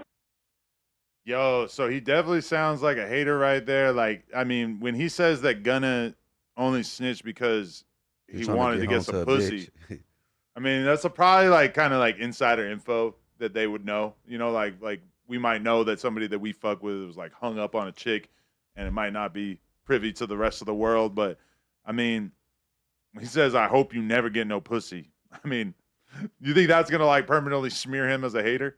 Yeah, he sound like a hater saying that. Tell a nigga you hope a nigga ain't never get no pussy no more or something. I don't think snitches deserve pussy, bro. But that's a crazy thing to say to a nigga though. Like, nigga, I hope that nigga don't never you know get what no more Thug pussy. sounds like? He sounds like a fucking mob boss at the top of a fucking Rico in this call. That's what all these dudes sound like. He's like, fuck this nigga, bro, for life. I don't wish anything good upon him. I'm about to spend the rest of my life in jail on a fucking Rico. And he just helped them. He gave him information. Yes, it is a gang. He said, I only know 5 people on this case. They trying to tie fucking 30 other people to me and say we're a gang. We're a criminal street organization. And you just gave him that. He can't go home. He can't tell on anybody. He's at the top of the Rico. He's pissed. What y'all talking about hating, bro? This nigga's about to lose his life, he thinks. Nah, what we saying is, does he sound like a hater towards Gunna saying that, though? You don't think that Hell sound? no, bro. He sounds like he's pissed the fuck off. Nah, for sure. He's pissed. But also saying that you hope a nigga don't never get no pussy no more is kind of crazy. That's like... Is that not a reasonable response to, like, if we were on a case together and I knew that the reason why you made a statement or told or whatever was just because you had a girl you were trying to get back to, and I knew that to be a fact, yeah, I could see that being pretty upsetting. I could definitely see myself saying, fuck Remo, he only told because he's trying to get some pussy. I hope you never get no pussy again, Remo. Yeah, hating is pillow talking, bro. Like, giving the courts the information they need to hang a man for the rest of his life and being pissed off about that is far from hating, bro. Did you see the fine shit? Vitriol in his voice. Gunna walked out with that day. That's why he's saying that shit. Did you see P. Liddy was there picking Gunna up when he came out that day. So I think that's the chick that they're referring to. But what I found interesting in this clip was also basically Young Thug said, Gunna, you don't even know any of the people that was in YSL or like for you to even. So basically he's trying to go with like, you're saying we're a gang or you're saying, you know, we commit crimes, but how you going to say that when you don't even know any of the niggas that committed these crimes? So you just threw us underneath the bus just to get out of jail to get some pussy when you could just set it out. Yeah. So that's what I take from it. You think that when Thug was basically ordering murders that they weren't necessarily delivering that information to Gunna? Because they're on the same label, but on an Atlanta street level, they're not like one's a Blood, one's a Crip. Like that I would assume that information. You know, if I fucking was ordering a murder, I'm not gonna just come into No Jumper and tell everybody. And that's what Thug's saying. He's like, bro, half the niggas that's on the trial, you don't even know these niggas. You wasn't around Woody or any of these niggas when they was doing any of these crimes. So for you to say to the judge, or for you to say, oh yeah, I know they commit crimes and shit. He's like, how do you know we commit crimes? You don't know any of these. But then we're talking about like big crimes. It's like, we know they were riding around with unlicensed guns. We know that they were smoking weed and doing all kinds of pills and shit like that. I mean, those are crimes, right? I mean, yeah, but he's saying like you threw us underneath the bus on some shit that you ain't really knowing. Like you don't know, you don't know what Woody and them out there doing. You don't know what's going on in McKinnisville and shit. Like you wasn't around for that. Hey, it sound like some Gunna calls coming because it sound like he might have heard some calls. But if there's Gunna calls, they could have bed dropped that shit. Probably not that relevant too because of the way he went out during the case. But I'm not gonna lie, you made a great point, Remo. That actually changed the way that I thought about the whole Gunna situation and shit, and not thinking about like, yeah, maybe like even what Adam said, like you order a hit, right? That information floats downstream. You don't know who carries out the hit. You know, you don't want to know who carries out the hit. You just kind of look to your boy like, yeah, I'm not feeling buddy. Somebody should do something, you know?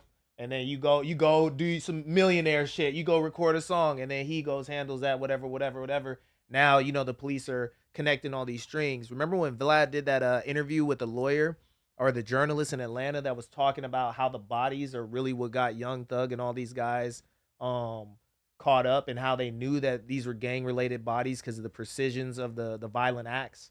I thought that was super interesting. So now I definitely kind of been like, I don't think Gunna did anything that crazy, but hearing it this way, when Thug's like did some crazy shit. He did some crazy shit for sure. Yeah, especially when he like, you don't even know we really committing crimes. You just threw us underneath the bus to get some pussy. It's like, damn. It's like maybe that is his character. Maybe he was trying to get back home to his family. She bad though. P. Liddy bad. Hey, that happened. That's more common than what people think. Niggas trying to ever get back to a bitch. Yeah, I mean, even, you know, if you say you were trying to get back to your wife and your kid. Yeah. Okay, who the other? You got a kid, The other Adam. YSL dude, she was You on the got phone. kids. She was on the phone like, you gotta think about you. Was that Yak Gotti right there? When the little bro, which leak? Oh yeah. she was who on the phone. She's like, you gotta think about you. Bro, if I caught a case and Oh, you and talking I was about like, Loose Cannon and if I caught a case and I was trying to not tell, you know, Lena the Plug is gonna be on that goddamn phone saying, Adam, you piece of shit. You got a daughter at home. Tell on Remo. I mean, that's just like a normal fucking girl is gonna do that for sure. 9 times out of 10.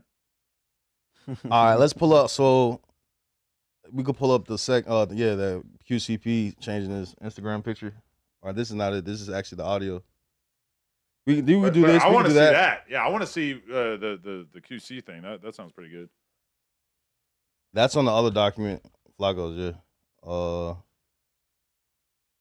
It's 8.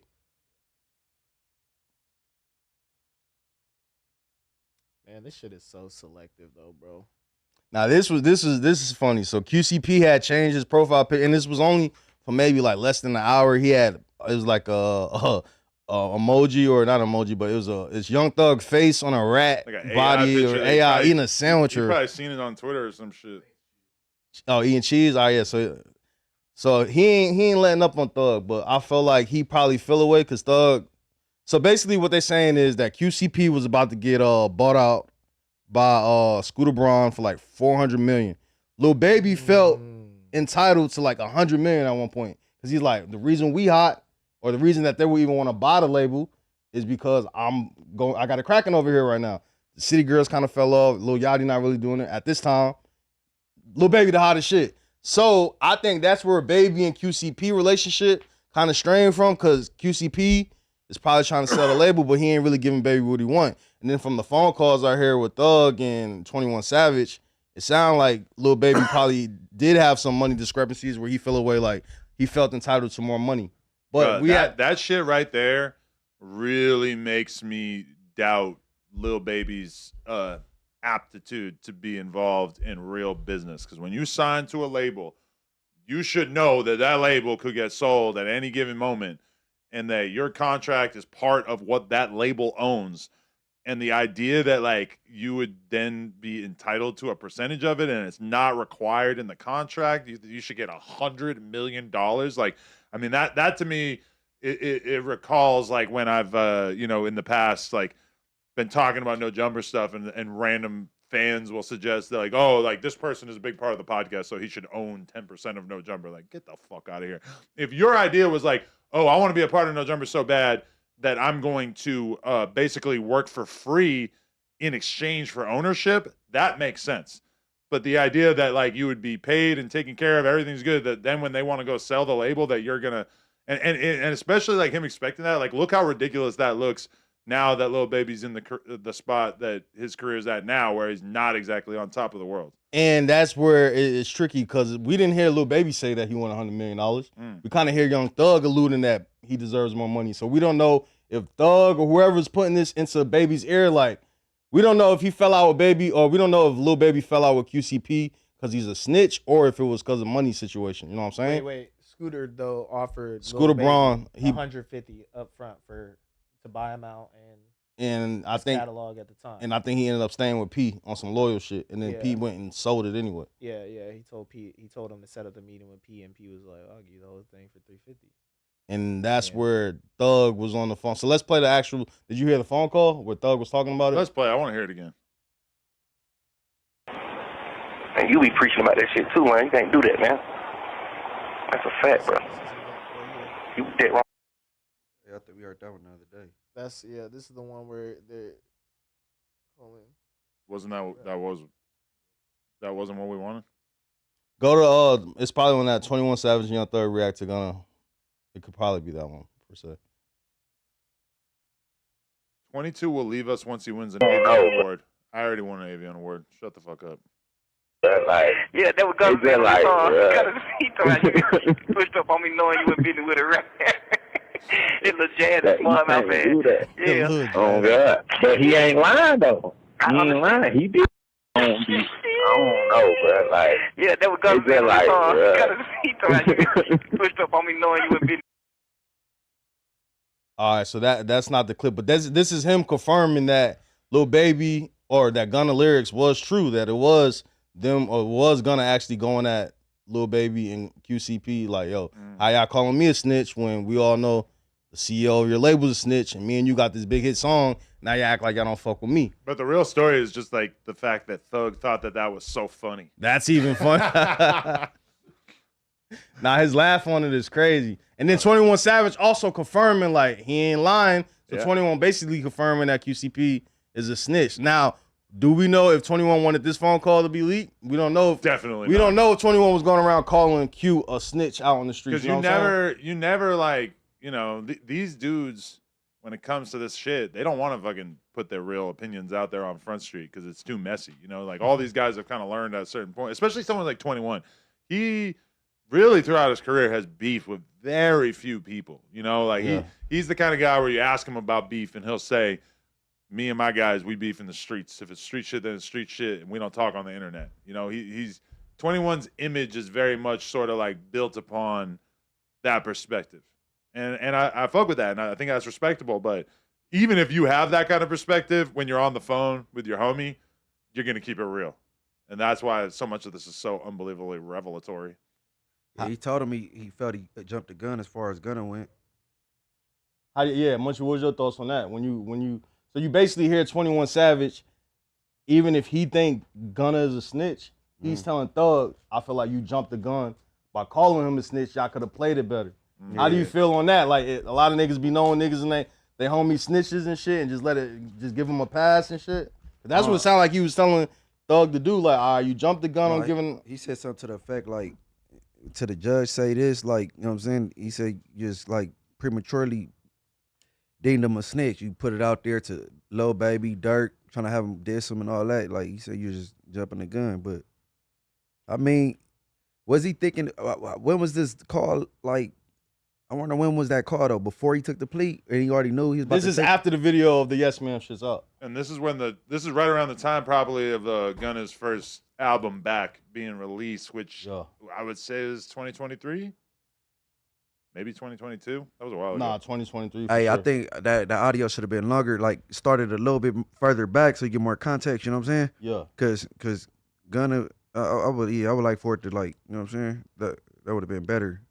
Yeah, I to think, hear more details and context. To see where 21 was coming from. Like, you know what it was? It's but like he said, when you're on the phone, like you're talking about someone who you consider an op, but you're acknowledging that he made a good point and got one over on somebody who publicly you're cool with. Publicly to the world, Thug and QCP are fine, but now we're kind of realizing that Thug is willing to be objective behind the scenes and say, yeah, Gunna made a good point or got one off, and 21 too is like co-signing it. That's kind of like interesting because that's like the exact kind of thing that you would misrepresent publicly because of your political effects. Yeah, but that's a private conversation though, so I wouldn't really call that being fake or nothing like that. No, I don't consider it being fake. We all, like if Remo got punked out, I'm gonna sit up here and I'm gonna try to put the best possible face on it. Like I'm gonna fucking try to like make it, and I've done that many times. There's definitely situations I could think of where some no jumper host ended up in some situation and I tried to find a way to justify it, right? Like we all do that to a certain extent. Anyway, but I don't know. I feel like he said what he said. I feel like he wanted Gunna to. He was telling Thug, "Hey, you could have played it a different way." We also heard the audio where he was saying, even if the nigga is a rat, extort him and get 80% of what he owe, and then clear his name up, clear his face card. Yeah. So it's like he was willing to do business and get money with the nigga if he was a rat. 21 was saying like it don't matter, like he did some ratting, but it was lighthearted ratting, so like clear his face up. Basically, he's saying clear his face card and tell that nigga you need to go in on 80%. Yeah, he didn't do no felony snitching. He didn't big like. Hey, I think it might be some truth to him. He went in there and then this lawyer had this plea already written out and he was just saying yes to what was said and he. You know what I'm saying? Yeah, for sure. That's what happened. But I mean, he also made that decision. I mean, I just feel like, think about it from P's perspective. that he's thinking 21 and Thug held him down throughout that whole controversy, and now he's realizing that they both consider him a snitch behind the scenes. Holding him down though is not crazy. coming out and jumping out there though, so that is holding him down a little bit. So the fact that we ain't really heard too many Atlanta people go around saying that QCP's a snitch, it's kind of like holding it down somewhat. But when you hear how niggas really feel about you, it hit a little different. You got no choice but to feel offended. But yeah, it's whack because it's a private phone call. It is whack. Hey, they QCP did so much good is business too together. rich for any rapper with a sane state of mind in Atlanta to like really take a stand against him. Hey, where's old boy at that bust on QCP? Where he at? Pause. But who? The dude that bust on QCP. You know, the whole mall incident. Is he locked up? Who I did think he something passed in- away. That's the old shit. Oh, With that's snitching. what the snitching. Yeah. I think he's dead. Oh, okay. Yeah. My bad. Can we go to that last clip that I said I thought it wasn't the right one? That probably was the right one. Yeah. About that anyway. Nigga a rat, bro. I understand all that. A nigga help put you on. Listen, man. A nigga is a rat. I don't give a fuck what happened. That nigga give me $1 million. Man, you a rat. Whatever you talking about. You got somebody sent the chain gang. Imagine telling on a nigga and the nigga still beat the Kato. So ever get too rocking with the motherfucking rat. And you be preaching about that shit too, man. You can't do that, man. That's a fact, bro. You dead wrong about that anyway. Nigga a rat, bro. I understand all that. A nigga help put you on. Listen, man. That wasn't the one discussing the business, but again, Man, I think he mental or something, man. How the fuck you saying all that shit and you snitching in the back seat? You didn't even make it to the station. Oh, okay. Go to Instagram.com/academics. There's a new one that just dropped, and it's him talking about Durk. This is gonna be crazy. Whoa. Because the academics caption on this one is kind of understated, and that really makes me feel like this is gonna be a good one. Damn, Thug. Make that nigga, I don't know. I did a lot of player shit for the boy too, though. When the boy career went where it supposed to be, man, Pluto. I really like locked in with him, like just really fucking with him. But I don't know, he acting a little different. I don't like that, man. What you mean? Shit. Like, What he? I done sent him a few songs. He just like, shit. I know for sure going right up. He just goddamn taking his time, nigga go to Man, 4-5 days, yeah. 10 days later, just like that little type shit. Like, man, you got going on, man. Yeah. Nigga, I already know what you mean. like, man, nigga done did too much shit for you, man. Watch out, nigga. Yeah. He did that Yeah, Malone that shit album, dropped. too. Yeah, I want them on For Malone real? album. Yeah. He sent a On the song pump. he sent a song for Malone album. Yeah, he sent a song for it. Then goddamn, when it's time to clear the song, he don't clear the song, so the song didn't make the album. Like, little He shit ain't like clear. Man, didn't clear it. Didn't clear the song. What you mean ain't clear the song? Yeah, he did. He worked that one. That Then nigga you get on the laugh is internet, crazy. keep talking about thug, this and that, man. Cut that cap ass. What's up with the boy Think you Durk? scared You fuck of with the boy the Durk? Damn. Yeah. Wow. Damn. that Durk pause not it. clearing Yo. fucking songs for Thug. Dirk, you fake. Nah, I'm just kidding. But yo, this is crazy. Like, the Thug really just being a chatty patty about everybody in the game. Because all right, think about that meme right there. That image. What's up with the boy? That's not lit Dirk. That's like previous to Dirk being the voice, right? This Yeah. is like pretty old. I mean, it's true. Like, Thug feels like he really did a lot for Smirk, and that Smirk all of a sudden is on top of the game and wasn't necessarily, Reciprocating. Yo, Thug is also basically acknowledging damn near that he got a phone in jail right there, too, because he's saying, like, that he's sending him a song and then he won't respond for 5-6 days. Like, that, to me, that feels like he's talking about him actually physically sending him the song while he's in there. I don't know, because I heard other phone calls where he had, like, he about to send it to you, like, telling Lil Baby to hop on a feature, we finna send something over. And whoever he's talking to, he's probably asking him every day, did Smirk respond to that? Yeah, he's got somebody facilitating it. You basically have like an interpreter for your fucking iPhone in that situation. But damn, so who do you look at? I mean, I guess Thug looks kind of weak for Pillow talking about Durk like this, but then at the same time, I mean, Smirk don't look great because he's looking kind of fake that like at the height of his career, he basically like didn't have the time of day for Thug when Thug looked out for him for a long ass time. That's crazy because Thug at this moment, Thug is kind of down bad and smirks at the height of his career. Now the roles are kind of reversed. Durk is still down bad, potentially going to get this crazy long sentence, and Thug is meanwhile thriving out here moving around.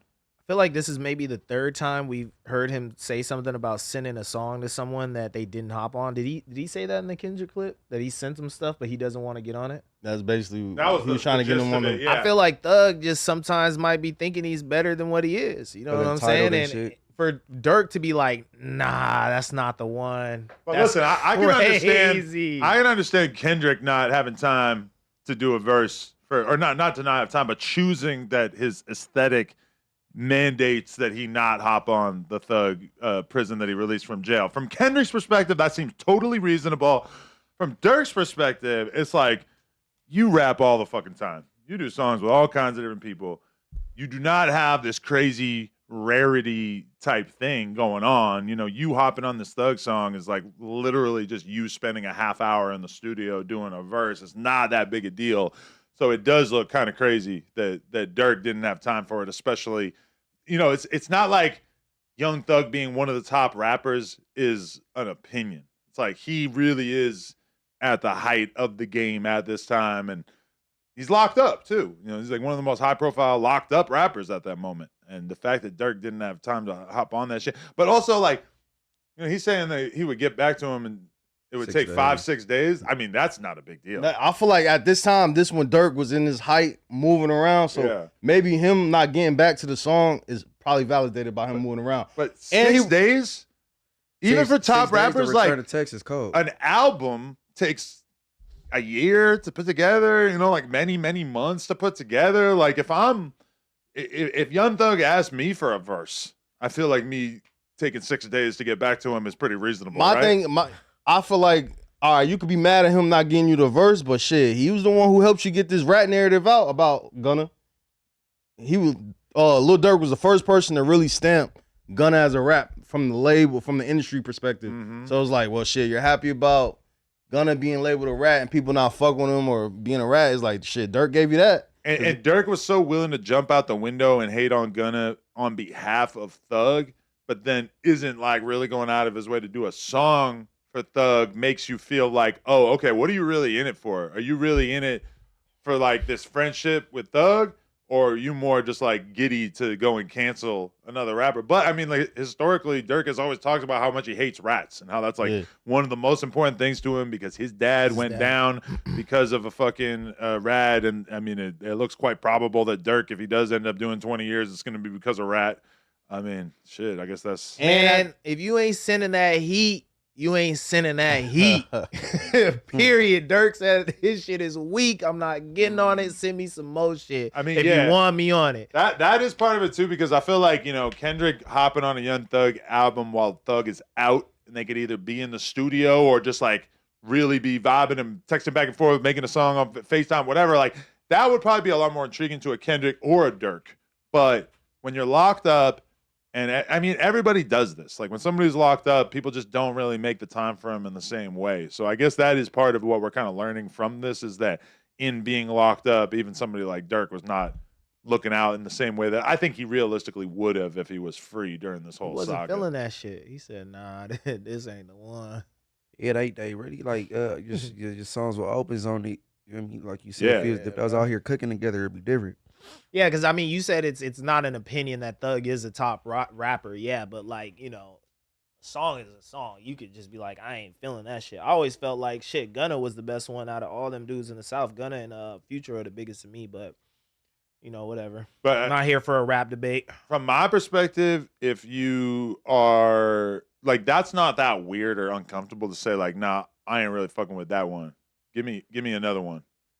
Give me like a different song. Yeah. They're telling us to check Young Thug's Twitter, so I guess I'm going to do that right now. Young Thug. Who is they? You keep referencing they. The chat. The chat? Yeah, I care about the fans, Ricky. Okay. Oh, we wasn't supposed to look at the chat. Definitely you are. Got it. Okay. 20 minutes ago, Thug said, bashing me only going to fuck the rap community up more. I'm the blue to this fake-ass game. Does he mean the glue? But he's a blood, so he made it blue. Okay. I'm the glue to this fake ass game. Number one, we already have a glue, and his name is Big Ski.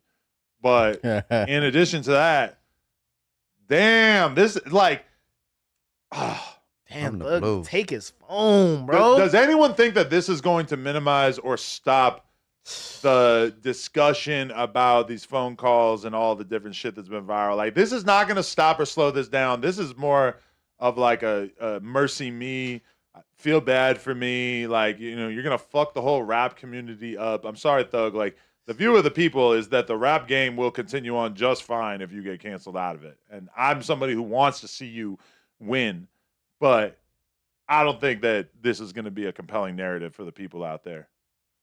Yeah, nah, this ain't it, Thug. I don't think you can really convince people. If I'm anybody around you, I'm holding off before you even drop your album. I gotta hear the rest of these leaks before you talk shit about me on that motherfucker. And I just did a song with you. Cause he even did it. He was just talking shit about his producer Weezy on there. So it was like, called him slow, retarded. So if I'm anybody that's Young Thug homie, I'm falling back from even doing music with the nigga until I hear the rest of these leaks and shit to see what the nigga had to say about you. That was kind of crazy to me because I've been knowing Weezy for forever, and I knew him before he was working with Thug all the time, and like it was pretty shocking for me to realize that Thug would speak about him like that. But then again, like behind the scenes, bro, like me and you could totally have a person that we fuck with, and then like behind the scenes, we might be like, man, that fool's a retard. Like about like him doing something specific or. Yeah. You know, like that's not that one you could patch up. It was kind of funny though. That one you could patch up. When he was talking about Weezy, I feel like it was kind of funny, but also too the perspective, man. Like Weezy was like, I'm never working with Gunna again. They got hits, bro. Wait, Weezy said that in response? No. He said that like to support Thug. So people are looking at it through that lens. He's never gonna work like, Gunna. Yeah, like right. Dude was supporting you hella crazy. Now we hear calls of you calling them, you know, slow or whatever. And I felt like it was like. It didn't sound lighthearted. It was still kind of funny, but yeah. I feel like that one he could patch up, but a lot of this other shit, when you on here calling niggas rats and I ain't never heard you call them a rat before, or you saying shit like this, now Thug finna get phone calls while he locked up. Like, man, you hear how the nigga was talking about you while he was in jail? So it's like, shit, Thug might get on the phone call talking crazy about that nigga. So but if I'm anybody around Thug right now, I hold off on doing music with the nigga because you never know how he was talking about you recently. So where the list at? Is that 6 people? You know, Weezy. You got Weezy, QCP. You got Gucci, Durk. Man. He said Gucci turned soft. Oh yeah, good. Yeah, we should listen to that one too. Yeah. Yo, I mean, it's crazy because like, you know, if you're Nav, if Thug says, hey, let's do a song, Nav got to be thinking they're gonna go through those phone calls and they're gonna drop the one where he was talking shit about me.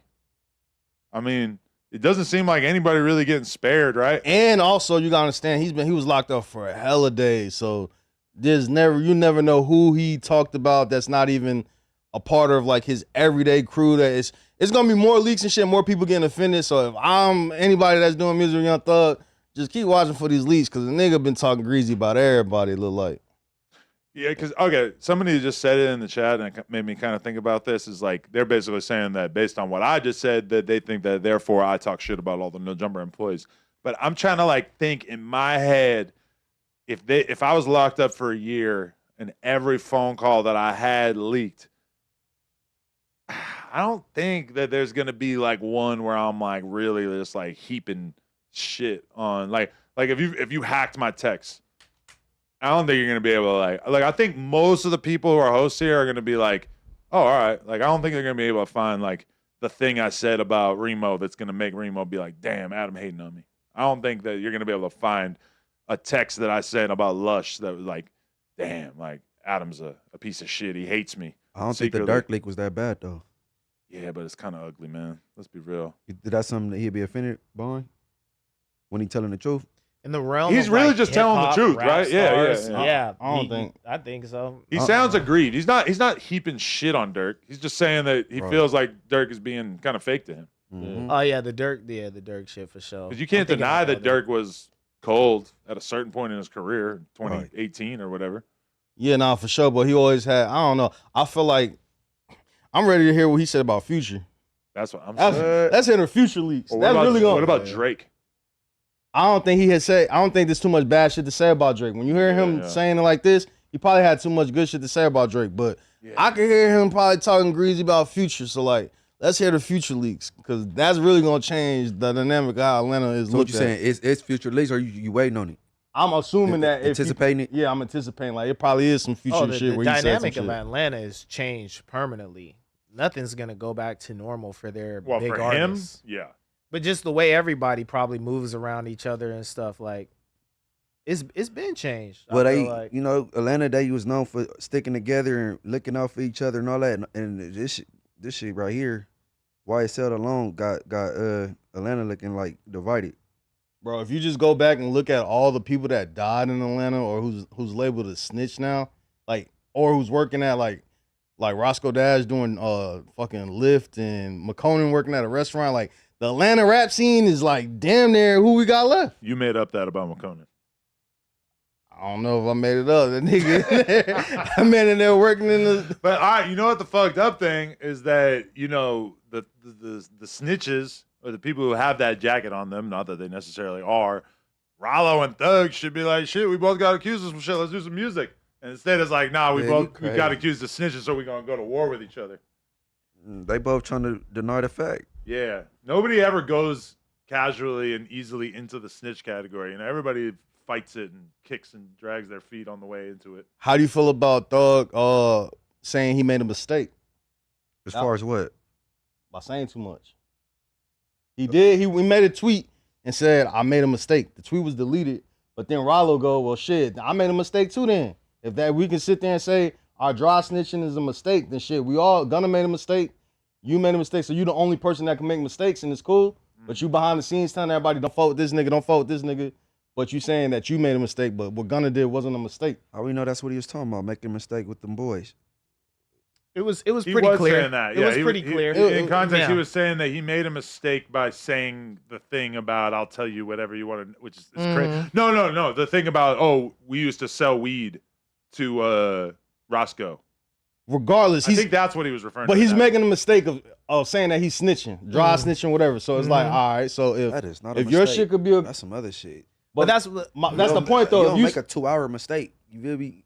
Nigga, Thug can say that one. so you ain't buying it. So that's what I'm saying. Though. But So you like, just said though that he didn't do any felony snitching. So like, Hold on. I no, didn't no, say that. you said you said that about Gunna. You said that Gunna, about Gunna. no, So Thug was in there for 2 hours. it's felony. What? Okay, Hell yeah! alright. You said Roscoe used to carry Wayne drugs. Then you said mayor. when I was in New Orleans, he was in Atlanta. They talking about Roscoe shut the bus up. What the fuck are you talking about? I think the thing that I'll probably never be able to get away from was just him saying, "I'll tell you whatever you want to know. Just don't tell the world." Because that is exactly what you would want to tell, right? Right as you're snitching, like, listen, I'll give you whatever you need. Just don't air me out. which is crazy. That's what made it look like. So what else you gonna be telling these niggas? Like, what other phone calls was made that we don't know about? You know what I'm saying? You told them to keep some of this shit private. What was said privately? I like to think that he got played and he was trying to hit the lady cop in that moment when he was Hit her? trying to give the number. I kind of feel like Like, you know knock her what I'm down? saying? But then the dude was like, "No, I'll take the number." Yeah. Okay, let me ask this. Gunna has largely been perceived as being successful after the snitching allegations, even though his career has really kind of taken an abrupt turn. He's gone in a direction that is like decisively less street, less like hip hop industry, because he's just not rubbing shoulders or putting himself in positions where he could kind of like be around all these rappers and shit in the same way that he used to. It seems like now he's more focused on himself. He got a girlfriend or whatever. He's just like kind of, he's handling his career way different. But someone like Gunna is still going to get booked at Coachella. Someone like Gunna is still going to get called up to do a song with a big pop star, etc. Like, now that Thug seems like he's basically wearing the snitch jacket the same exact way that Gunna has, like, do you think all those same opportunities are going to be available? Or do you think that Thug is still going to be able to, because Thug's music has always been more street than Gunna's. Gunna's shit was always drip and being this smooth, savvy guy with a cool flow, and like Thug shit has always been like a bit more street oriented. It's like I just wonder like where his career goes from here, and is he going to be able to have all the same opportunities that Gunna has been able to open up for himself? He need to come with them lifestyle type records like what he did with Rich Homie and shit, or some Pastor Hooker type shit. Cause the tough shit, that shit over. That shit over. That's a stipulation anyway. He can't really be rapping about that. Right. Yeah, he already can't. They already got a whole bunch of shit that he can't talk about. Me personally, I think time's gonna go over.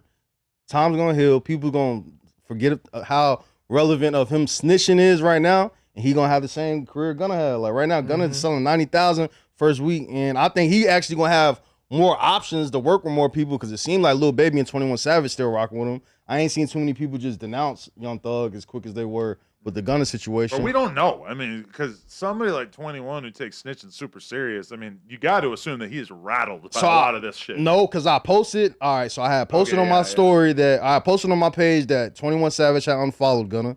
Then Academics wrote underneath Cap. Then by the time you posted it, the first thing I did was go look because we were in a group chat where we were kind of talking about it. I went and looked right away. He was already boom fine. But you saw with your own two eyes that he wasn't. He wasn't following him at all. I seen it and I took a screenshot of it. Academics wrote Cap. I guess I don't know. Ack and 21 Savage had a phone call or whatever went. 21 Savage started following him after all the snitching allegations. So it's like if you straying away from him, you probably wanted to hit him with the follow. You would have let the people just believe what they believe. I mean, I think 21 probably did that because he actually genuinely thought like, all right, you know what? I'm unfollowing him. He told whatever. And then he realized like, he sees this Remo post. He's like, damn, this is about to be the narrative.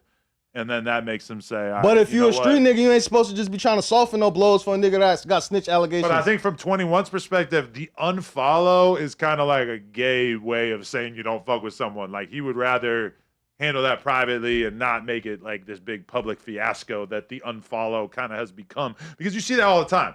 You see that all the time with different big celebrities, not even rappers, that the unfollow is actually like headline worthy at this point, you know? And that's Lil Baby and QCP unfollowed each other. So it's like, what's going on? Niggas is sassy as hell with the unfollow button right there. Like, too. But can QC really like impact Baby's career at this point since they sold to Scooter Braun? I mean, no. Honestly, he still works for QC even if he doesn't own it now. Nah, he can't.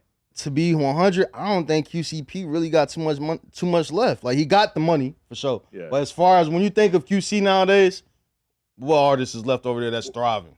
And that's what I'm saying. It always seems so weird that Scooter Braun bought that because Scooter Braun is in like a weird position in his career where Taylor Swift had basically turned him into Voldemort for the people, you know? Then he lost Justin Bieber. But he buys, and like a huge exodus of stars after the Justin Bieber shit went down and the Taylor Swift shit and everything. And like, man, like then he buys QC and we're all kind of looking at it thinking like, yeah, like the Migos got a crazy back catalog, Yachty, bunch of hit records, City Girls, bunch of hit records, Lil Baby shit is still popping at the time. But even then, it's kind of like what is QC? Like, I think when he bought that, because at one point, I don't know why, but everybody was running with Lil Baby, the new Lil Wayne, Lil Baby, the new Lil Wayne. Scooter probably thinking, hey, maybe there is going to be some truth to him having this longevity run. He's from Atlanta. Maybe I'll buy into this now, and then he still have this career 10 years later, and he might turn into the new Lil Wayne, quote unquote. But that didn't happen for him. Josh, go to Ugly Money Nietzsche's Instagram because I guess he posted a video in response to people saying that Atlanta is done. And also, once we watch that, can you like start removing some of the posts from the list that we've already talked about? Ugly Money Nietzsche. We'll read the donations a little bit. Shout out to Fresh Money. He's been a member for 3 months.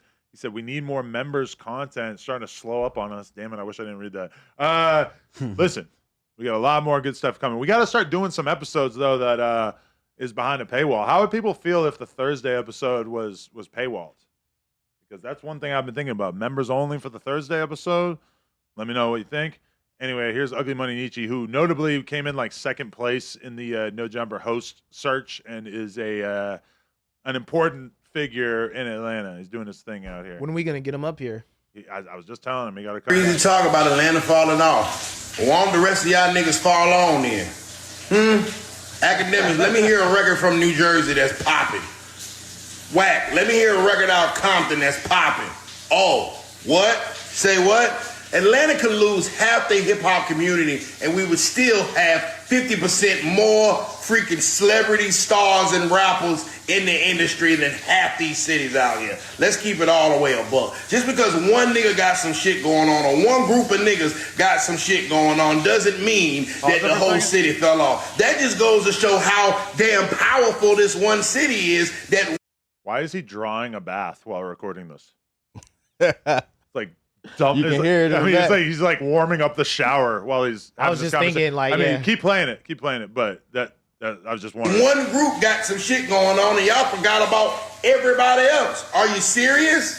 Fuck out of here. Yeah, until y'all niggas break a record, fall on then if we fell off. Wanna hear this shit? I love y'all niggas, but y'all niggas tripping for content. There's been a lot. Okay, I mean, I was he's wondering. making an argument that nobody's like really arguing against. He's saying, yeah, there's Atlanta has a lot of hot rappers. Okay, we get it. That hasn't changed with all these new revelations. But I mean, the snitching thing is the allegation. The hating shit is the allegation. Like, you know, yeah, Gunna's music is still dope. Thug's album, I'm sure, is going to be dope. That's really not what we're talking about. We're talking about their character. I looked up Atlanta's top 10 rappers. Number 1, all right, Future, uncompromised, Easily. still eternal. Young Thug, mega compromised at this time. 21 Savage, still holding down his position, even though we now know him to be a little bit more of a chatty patty behind the scenes. That's okay. Playboy Cardi, immortal in the game right now. Lil Baby, let's be real, his spot is in jeopardy. I would say it's definitely not insured in the way that I would say that Future or Cardi are at this time. Number 6, Gunna. I think Gunna seems like he's solid at this point in his career, but now we're not even at number 7, and it starts to get a little Mickey here. Number 7, JID. Okay, I mean, I guess he's still got a fan base and shit. Number 8, Ken Carson. Okay, we're kind of dipping into the sewer here a little bit. Nah, we can't say that. King Carson going crazy right now. Laser Dim is number 9. See, then who made this list? What is going on? This is ChatGPT. Number 10, Huncho.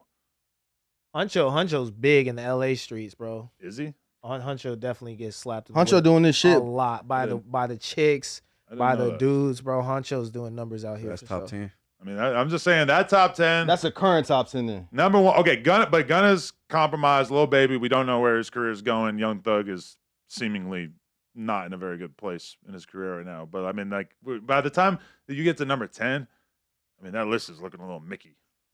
Oh, I didn't throw the bras on there. What? Yeah. So Lotto. Lotto. Woo! Lotto. Did you see the AI picture of 21 and Lotto? Did I? Oh my God, it's so funny. As soon as I start talking about something that I want to pull up on screen, Hey, yeah. I'm out of here. Hey, pull up 21 Wait. Savage Lotto AI picture. I ain't seen it. Show me the viral AI photo of 21 Savage. May not be on this list. Might have to actually Google it. Oh, yeah, it's definitely not on there. Yeah, I don't know about that argument from Nietzsche. I mean, yeah, I just feel like it's maybe a little overinflated. Every city feels like that about their talent.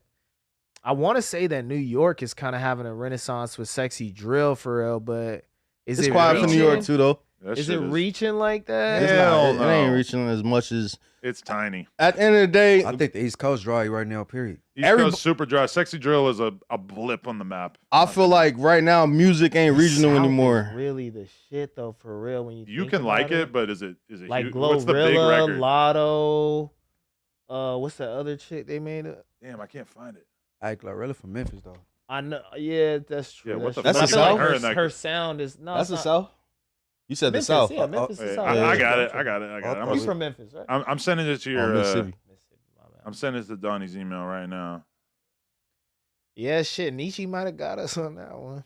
Nah, but Hell no, he ain't got us. he's talking about Atlanta, not the South. He's picking out a. Let me But tell I you. said for In music, right debate now? terminology, he's trying to knock down a straw man right there. Nobody is denying that there's a bunch of rappers who make good music Oh, in yeah, Atlanta. yeah, We're yeah, saying yeah. that they are compromised and they are now viewed as snitches and haters. Yeah, we're saying it's just not a good look. Yeah, bruh. put this on the screen. not a As long as we player got Kendrick, he tripping. And the gay dude from Hawthorne. What the- Isn't this fucking hilarious? So are they dating or not? They've been together for like 5 years or some shit. Yeah, They just they've never been- took a photo together, and now we have an AI photo that realistically looks better than any real photo with them would ever look. That's so funny. Everyone thought this was real though. Like everyone's like they finally went public with it. I did see this, but I didn't even It think. looks like a Vogue cover or something, you know? It's like it's too polished. It's like it's like if there was a real photo of them, it probably. I mean, it looks like it could be the cover of a magazine. It's like that quality of image, but it's actually just AI. Ugly Money, man. Get out your feelings. We fuck with Atlanta, but yeah, y'all niggas taking an L right now. We just gotta call a spade a spade. Yeah, Nietzsche, I'm finna call your ass and press you and make you denounce Thug. I mean, I love Thug. It's like this Yeah, tough call for him, Bro, call we him. gotta get It's tough for me to have this conversation as well.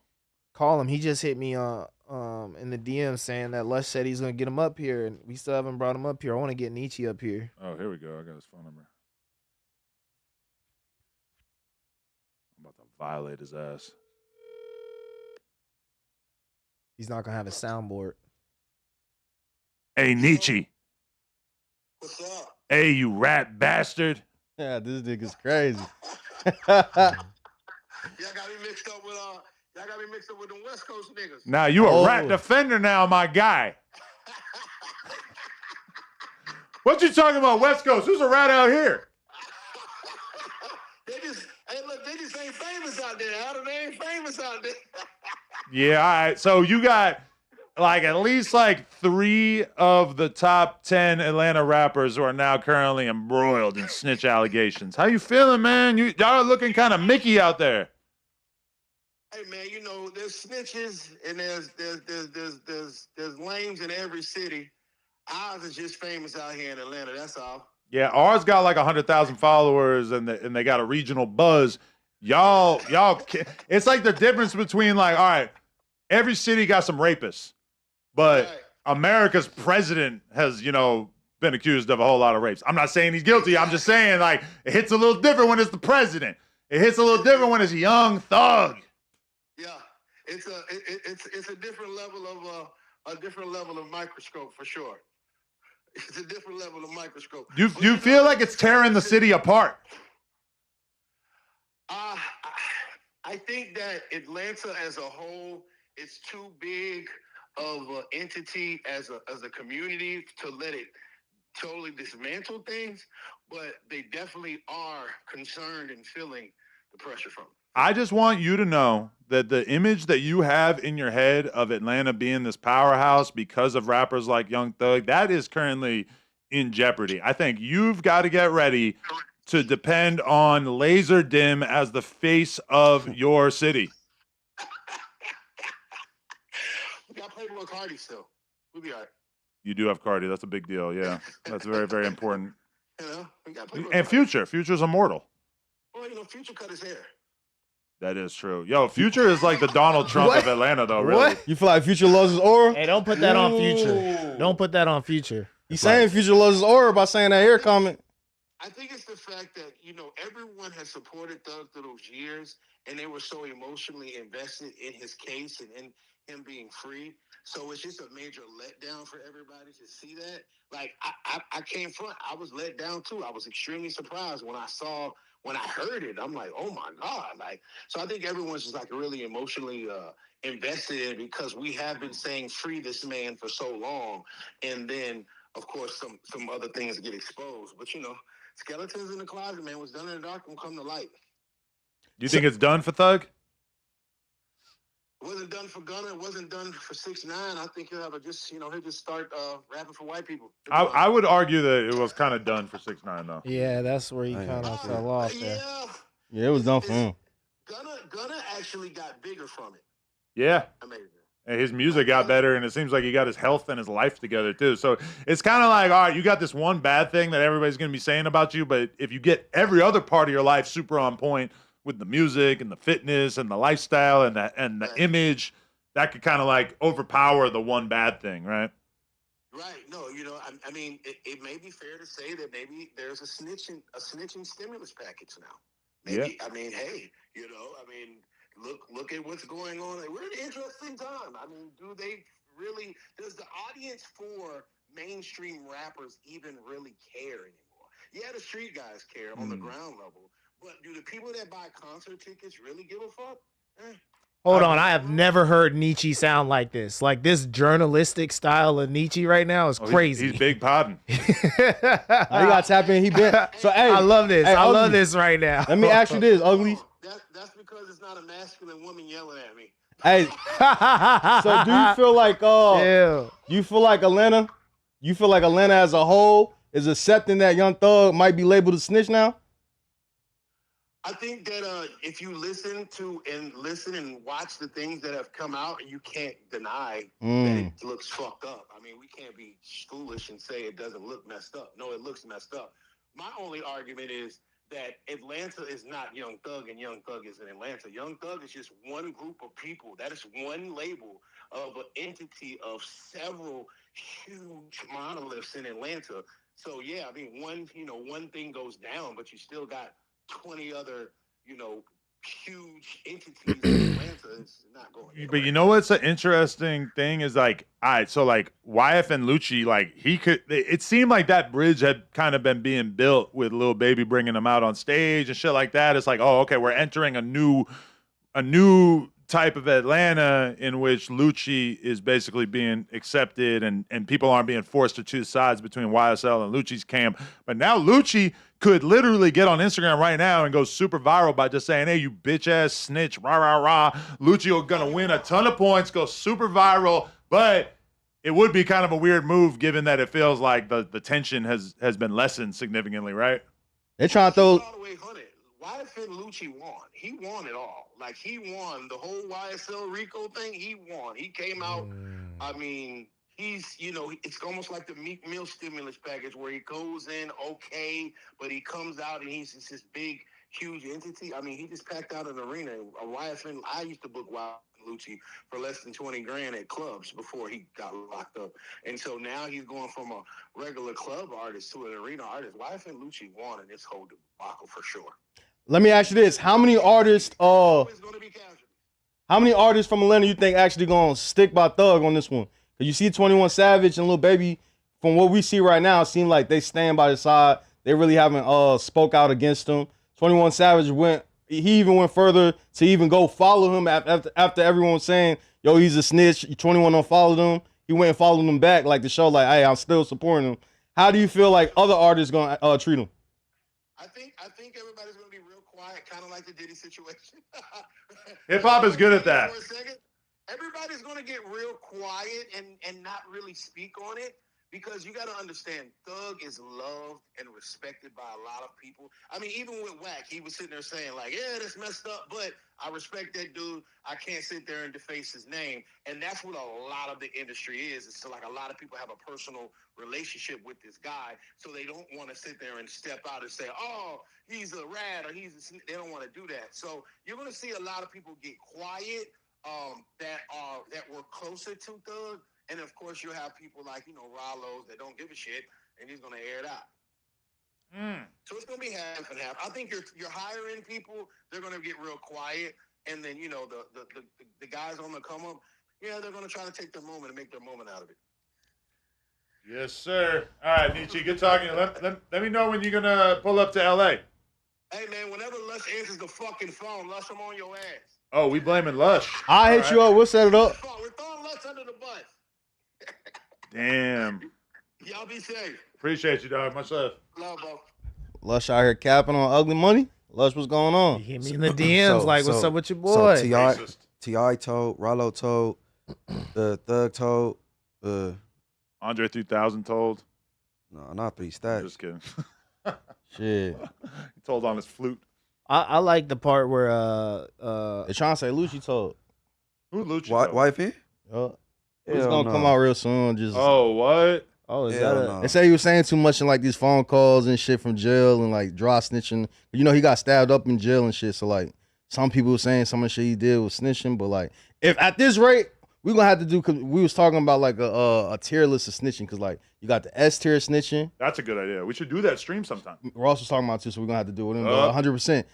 Fucking you got like, cause people are snitching, all right, cause then you got people who snitching and getting people locked up. Then you got people who kind of dry snitching and not really getting somebody locked up. So like it's a lot of that going on. So we kind of do need to do the snitch tier list. I mean, somebody like Big Sad gets that rap, and like what he did was really like just saying that he saw a gray car.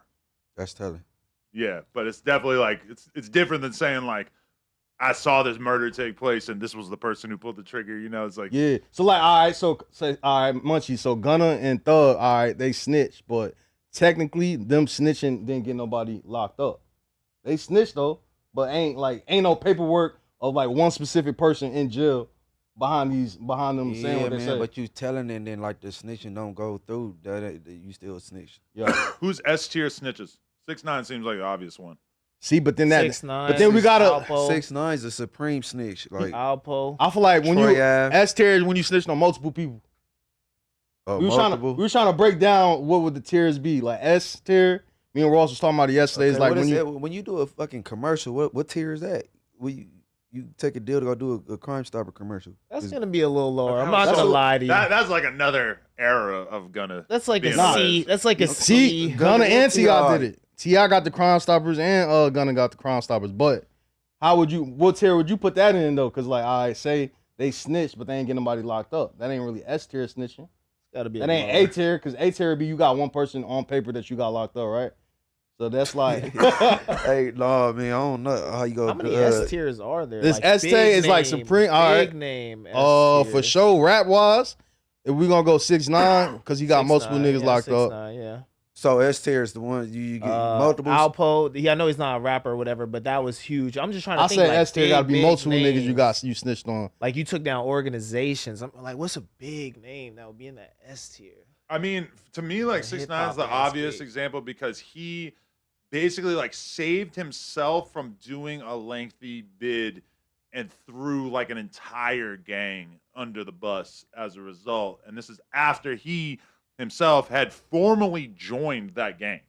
Yeah. You know, that just seems like a little different. You're an outsider who joins this blood set out in New York, a feared, reputed, you know, like serious gang, and then you basically like gave a ton of other people time so that you could walk out in a couple years. I mean, that just seems like S tier to me.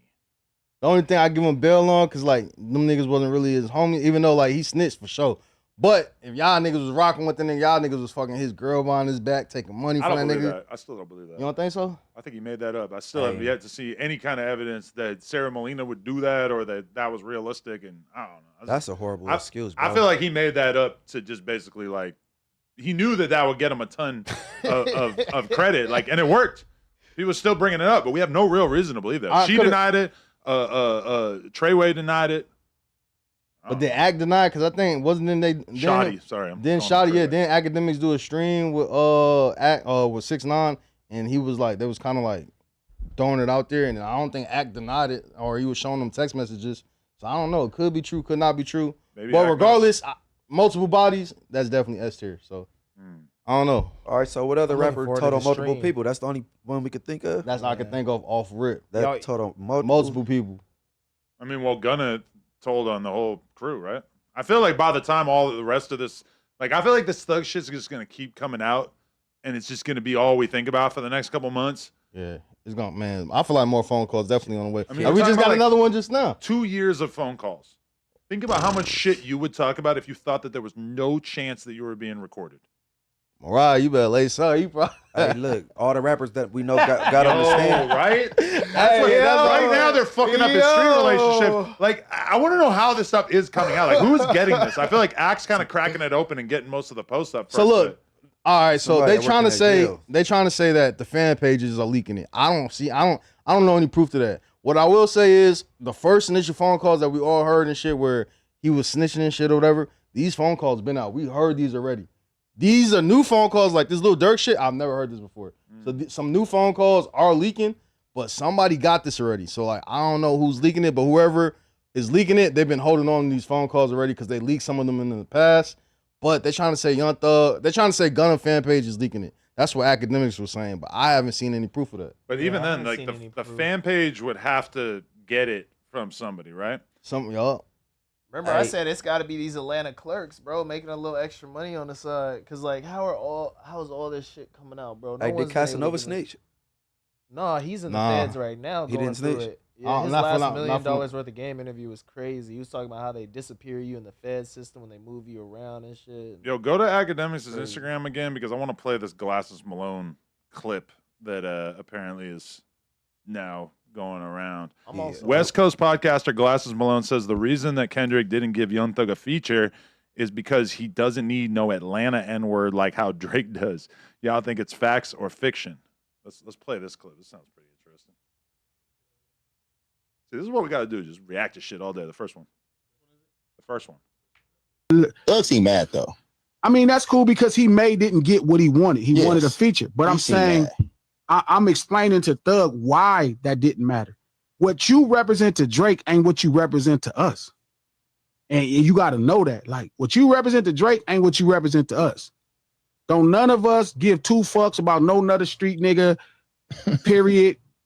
I can't do no song with no nigga in this business that's going to give me cultural cachet. But should we be shocked about Thug's attitude towards the situation? The nigga wear dresses. Like, a nigga who acting like a young lady in the situation and who wear dresses, like, he act like a hoe in that situation. He didn't get his way. Now that nigga just saying bullshit. I thought he came across in that situation, in that audio. No, yeah. But that was his private conversation. But just the thought. I just didn't want. I'm just really being honest with why it's different for us, homie. Like, we don't need you for that. We don't need Wham for that. We don't need 21 for that.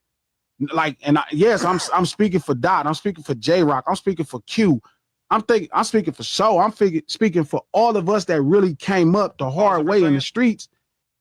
I mean, Glasses has kind of like a tunnel vision perspective, I think, about the fact that Kendrick hopping on a Thug song does do something for him. That is a market that prior to this Drake beef, he didn't really have, like a street Atlanta type audience. And I think like we've seen how much that's benefited Kendrick over the last year.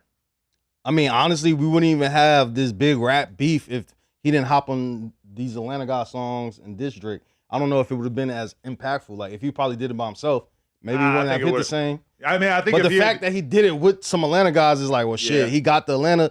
It's one thing. Atlanta, at the end of the day, Atlanta music and shit, downside music got the club. So like, when you got Kendrick Lamar, this song coming on in the club, that's what's affecting Drake. Drake is in these clubs. Then when you got a club song with a diss song in it, that's what really took Drake to the next levels with the diss aspect of it. So I feel like maybe, I don't know. If Kendrick and Young Thug do a song together, who benefits more?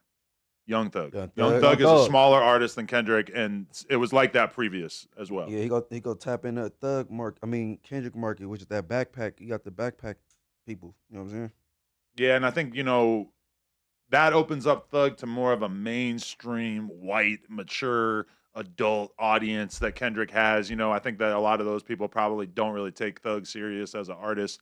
So I think it does more for Thug for sure. So Glasses is right in that sense, but I think Glasses is kind of describing it from like a street perspective right now. And he's acting like Young Thug is not revered by LA. And I kind of disagree with that. Like, maybe from a blood perspective, like the Bloods are always going to look at Atlanta Bloods as like lesser Bloods than LA Bloods. Yeah. Is that fair to say? You tell me. How is Young Thug thought of by LA Bloods, like as a Blood? I didn't know he's supposed to be a blood with that slime. No, that's that. When they say slime, that's supposed to be blood. Yeah, I mean, yeah, he's a big blood out there. Old boy from Baton Rouge, NBA young boy. So he that slime shit too. They all claiming blood, nigga. They all sex, money, murder, all that. They claiming that shit. Man, I don't acknowledge no slime shit. I use Bloods and Paru. That's all I let. But no, the Bloods, it's actual blood hoods out there. I acknowledge them and give them their respect. I know personally Atlanta, but that slime shit, that's some new shit they made up, right?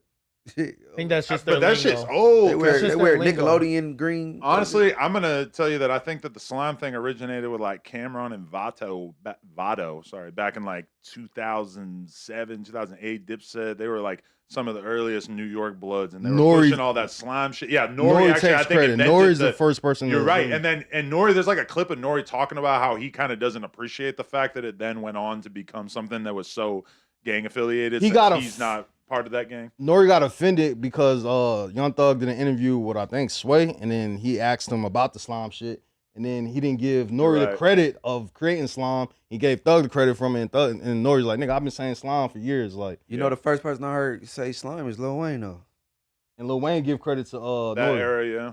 Lil Wayne gives credit to Nori for slime. Okay, for sure. Yeah.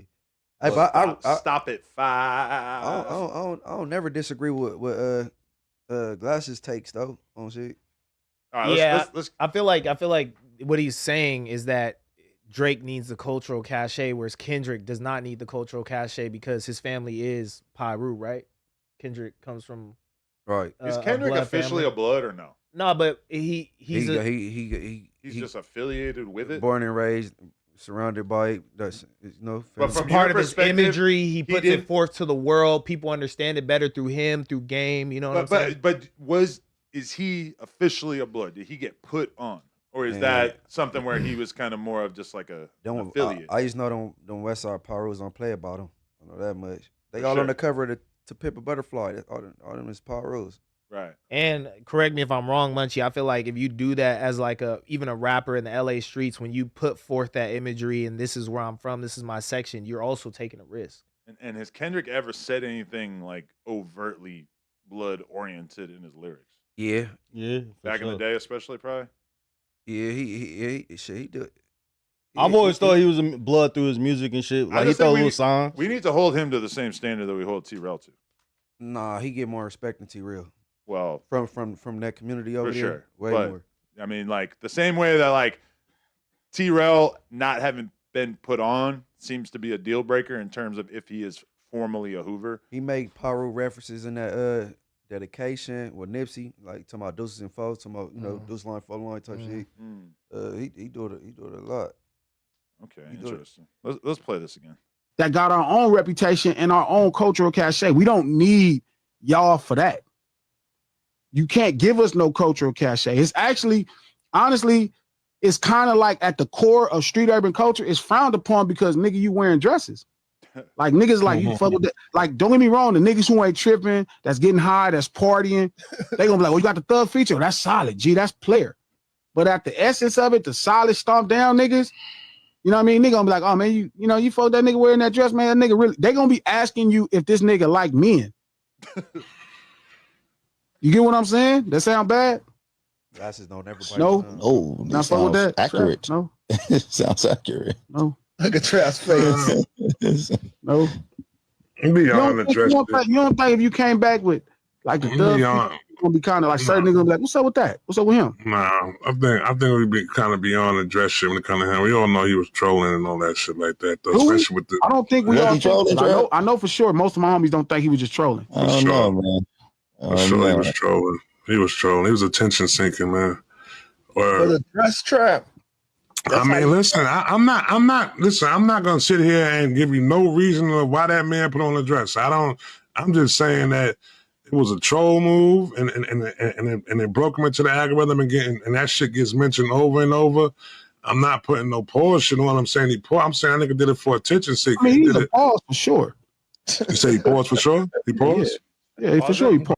The concept of fashion is completely lost on the more gangster element of California, because that's the actual explanation, right? Is that Thug was wearing all kinds of weird ass designer shit. Some of that shit, the silhouettes would resemble a dress, a long shirt. I don't think it wasn't a fucking dress. It was a long shirt. Should we pull up this image? Hey, look, Go bro. just search Young Thug in a dress. Bro, I want to see what we got older- to work with. older black men don't Let's play jog about our the dress memories. shit. He was trying to do the rock star Don't play look, with the that. Yeah. nails and all the shit. He didn't quite nail it though, bro. But people put this on Thug so much more than Cardi, and Cardi has done things that are 100 times gayer than. Okay, well this is That's a famous definitely a example. dress. Yeah, How's that not a dress? I forget about this because there was one before this though. Where it was like the skirt. He had multiple times where he kind of wore something, but this 100% is a dress. This is on his famous album that he dropped. Nigga, you can't say this is not a dress. Yeah, it's hard not to call it. And then you got, what is this right here? It's That like looks a ballerina like he skirt. just got washed up on an island. That looks like he's a castaway. That's not what I'm thinking of though. There's one where it was like a black long shirt, and I think the photo is almost like a silhouette, right? And then now he on the, come on. Nah, that's not him. That's not him. Wait, I think maybe the one on the right is. The one on the left, I think, is somebody else. Yeah, and they trolled it, but like That dude's on the short. right, though, come on, that's still like a. Hey, but Remo, when it comes to rappers from California, Yeah. I think Kendrick like he more morally intact than a lot of other rappers. So the dress might be a reason why he don't want to, like, you know what I'm saying? He might be on stage with you got to dress. You know what I'm saying? Yeah, I was gonna say like, and I feel like black culture. That's a big. But Kendrick thing, did a right? song with Cardi. Yeah, Cardi rocked a G-string. And he's painting his nails with thongs and shit. Yup. Shit, damn, got me. Come I'm not on even now. gonna get in. I'm not even gonna Hey, get into the good. Dave Valid Chappelle point. shit. I don't know. He got 3 songs on 2 to 3 songs on Cardi new album. So it's like shit. Nigga was just wearing a thong. So it's like can't be that. That's crazy. Yeah, definitely can't be that. Glasses is a lot more homophobic than Kendrick, I think. If Glasses did a song with Cardi, we're gonna have a problem. That's hypocritical, especially now. Go back to the Instagram post. I want to hear the end of that convo if we can. God damn, you got way too many tabs open. You got to start closing some tabs, Josh. What the fuck? How can you live like this? There you go. I hate people who have mad tabs.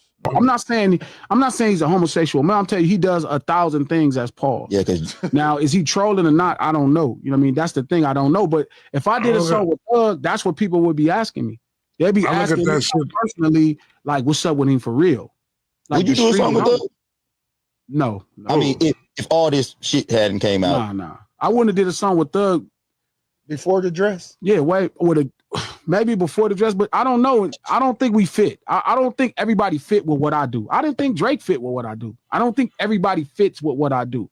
Hell, sometimes I used to be worried, do Dot fit with what I do? So the dress just made you for sure, like, yeah. Oh, that was it. With that, yeah, confirmed it. sure. And they said, stilettos. Once he wore that dress, it was like, no. Okay.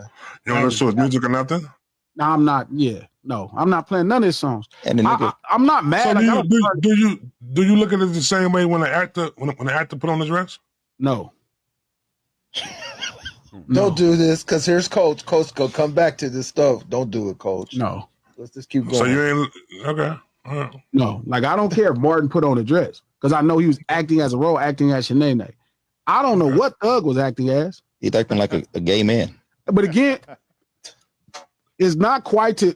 I'm not. When I'm saying what I'm saying, I'm not putting Thug. Thug is he's a gifted, talented person. He is a tremendous talent. Like what he does vocally as a rap artist is dope. Okay, I got a question. We know he's talented, but is he intelligent? I think he had to be intelligent. I'm gonna be real. I think of him as more intelligent now.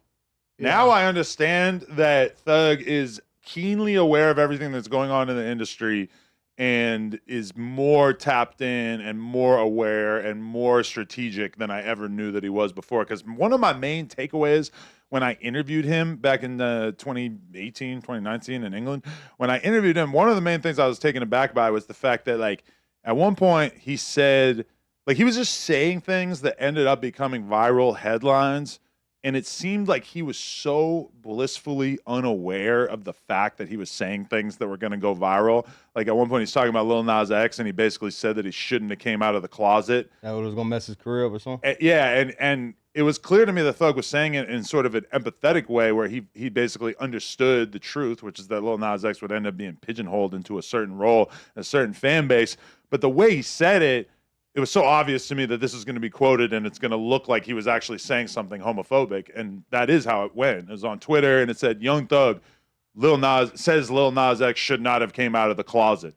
And it was like the clickbait version of it was that he was saying something homophobic.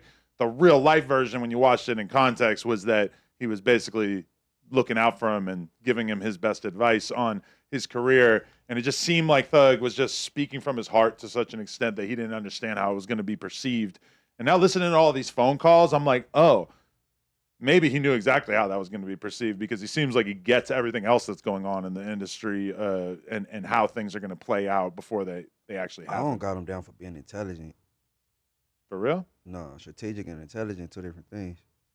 I mean, to me, they're very closely aligned. You gotta be a little intelligent to be strategic. I think maybe back then Thug wasn't aware of like him saying some shit would go viral.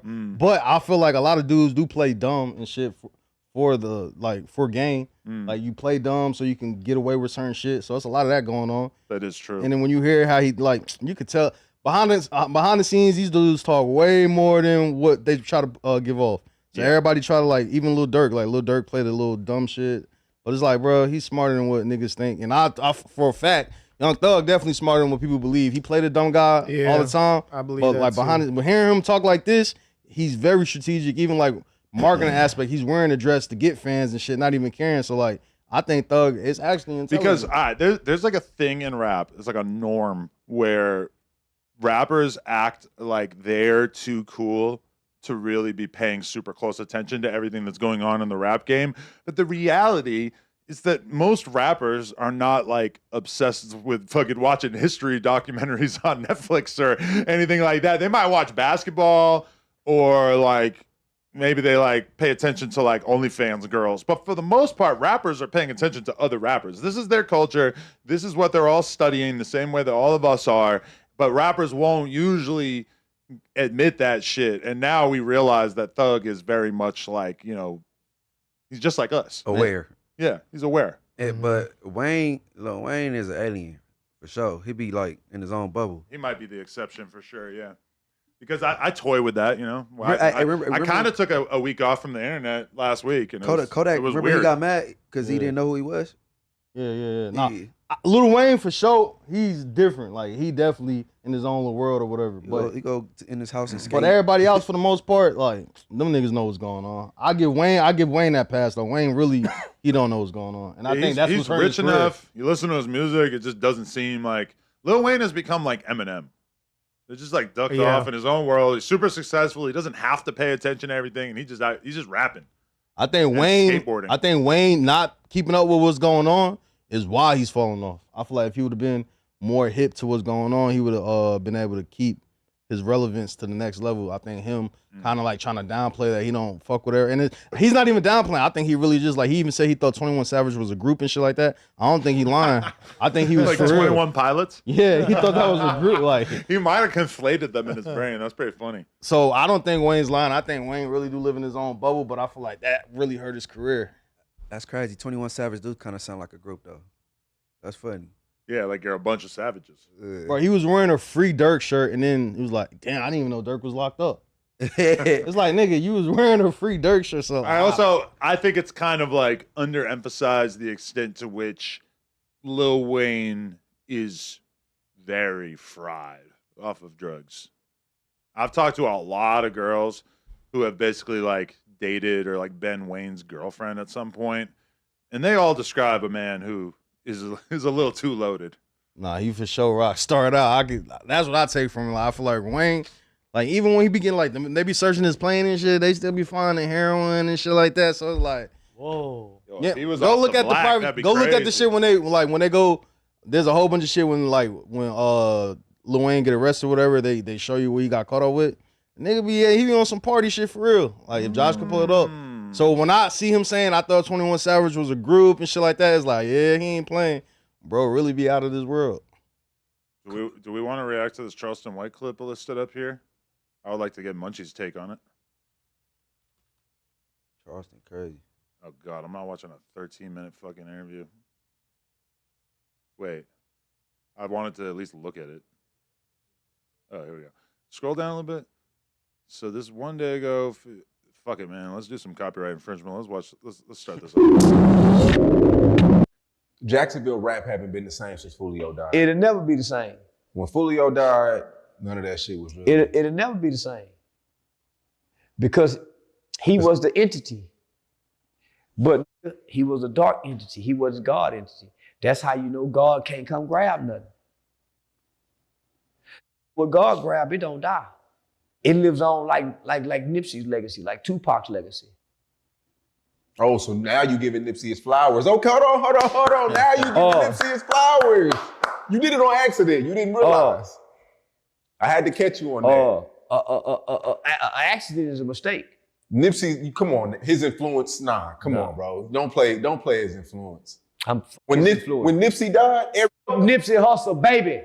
Come on. You done took me there. Nipsey Hussle. No, I'm saying, when Nipsey died, everybody was trying to do real estate. I spit on Nipsey, her grave, nigga. What? I just spit on your floor. I spit on that nigga grave. And I piss on his tombstone on the set, cuz. Don't tell me about no motherfucking Nipsey and that got Earmus killed. Them people over in that other country is saying Earmus. Nip. It was a slip of the tongue. When Nip died, though, everybody was trying to get in real estate. Nobody knew where they at now. Because God wasn't in it. Where is the marathon? Who got a testimony to say, Nip? Nobody. His brother's... His brother is riding off his brother's insurance money. His brother is riding off his brother's celebrity status of his celebrity friends coming to support him. His brother. His brother's still angry.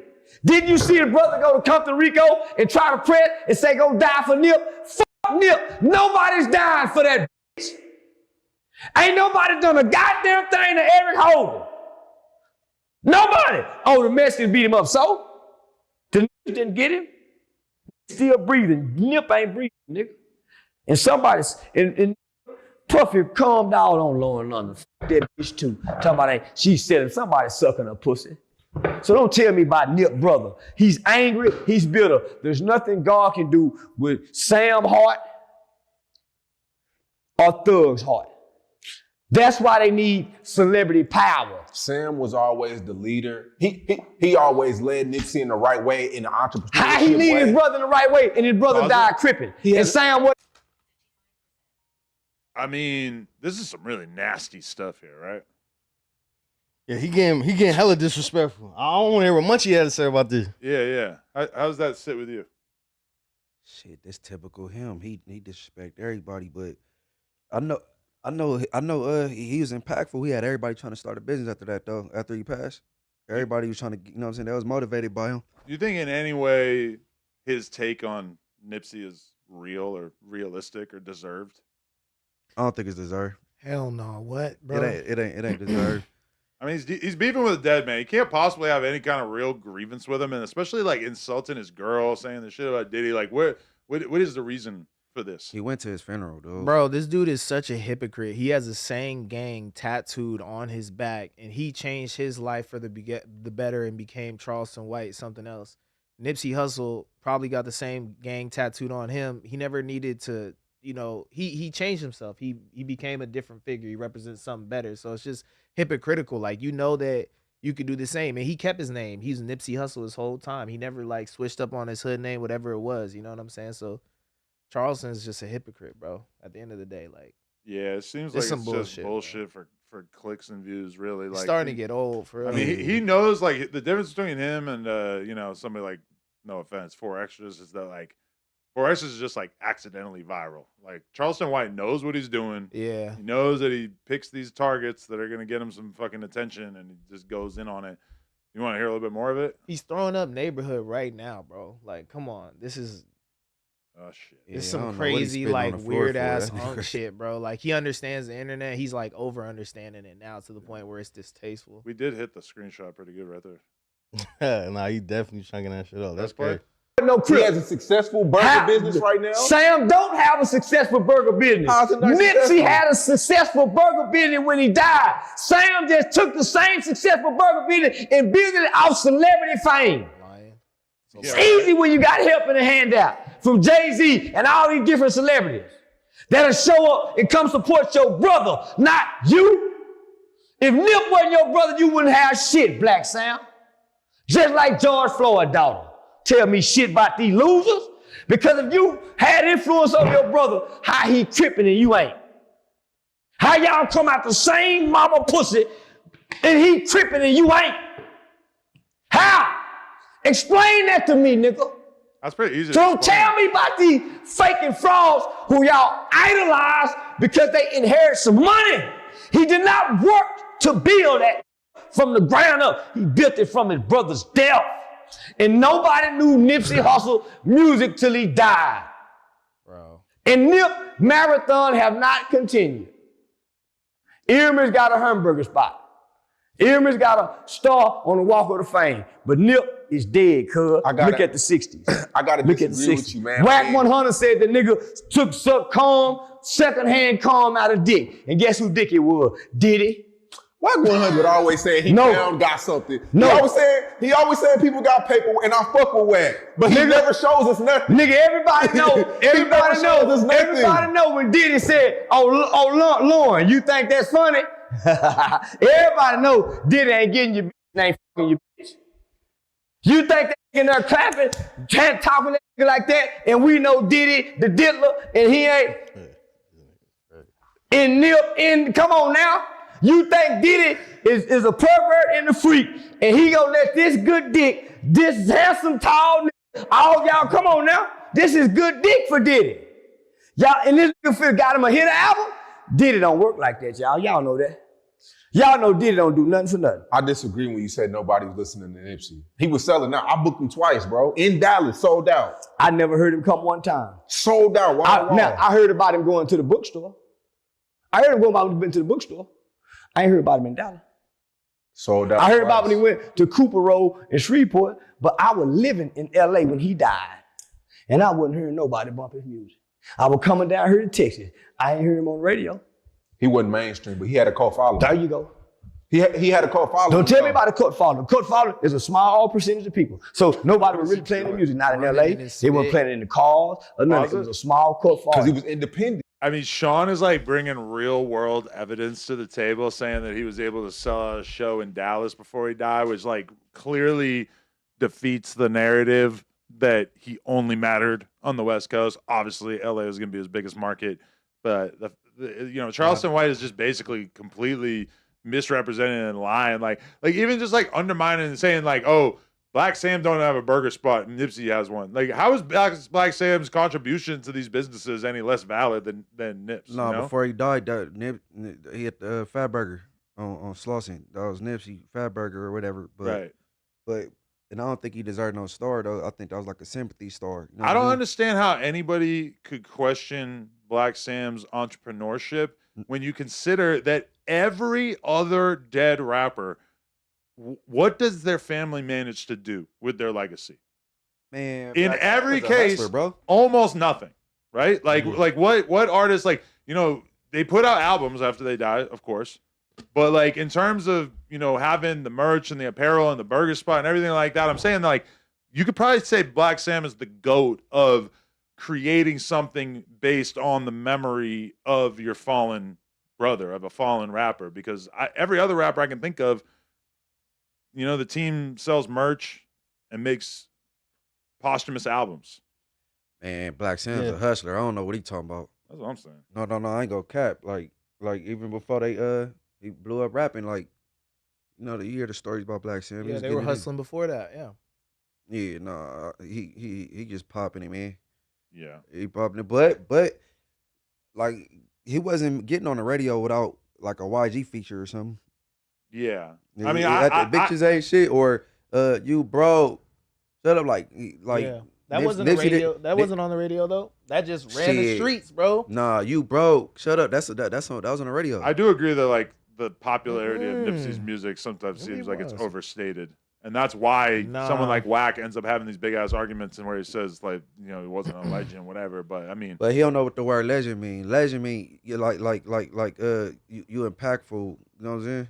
I feel like Nipsey became a legend when he passed away for sure. Nah, bro, like y'all before, are tweaking, nah, bro. man, you Y'all tweaking it. I'm before from Nipsey, here, bro. okay, and that's why you're gonna be so passionate about it because you lived here, so you could say he's a legend. Okay, but like on the outside, Nipsey I heard who Nipsey was, and I knew who he was and shit. He did songs with Wiz and French Montana like a long time ago and shit. So like I was aware who he was, but like the average person down south or in New York and shit wasn't really just too tapped into Nipsey's music. I feel like when he passed and people seen like how tragically he was killed and it was on camera. Okay, it but made this. Were X and Juice legends while they were alive? Yeah.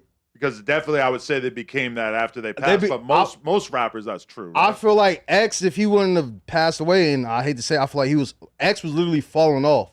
Him passing away really took him to the next level. He was literally getting beat up by the Migos and shit outside, and people was like downplaying. I feel like the music was still super popping, right?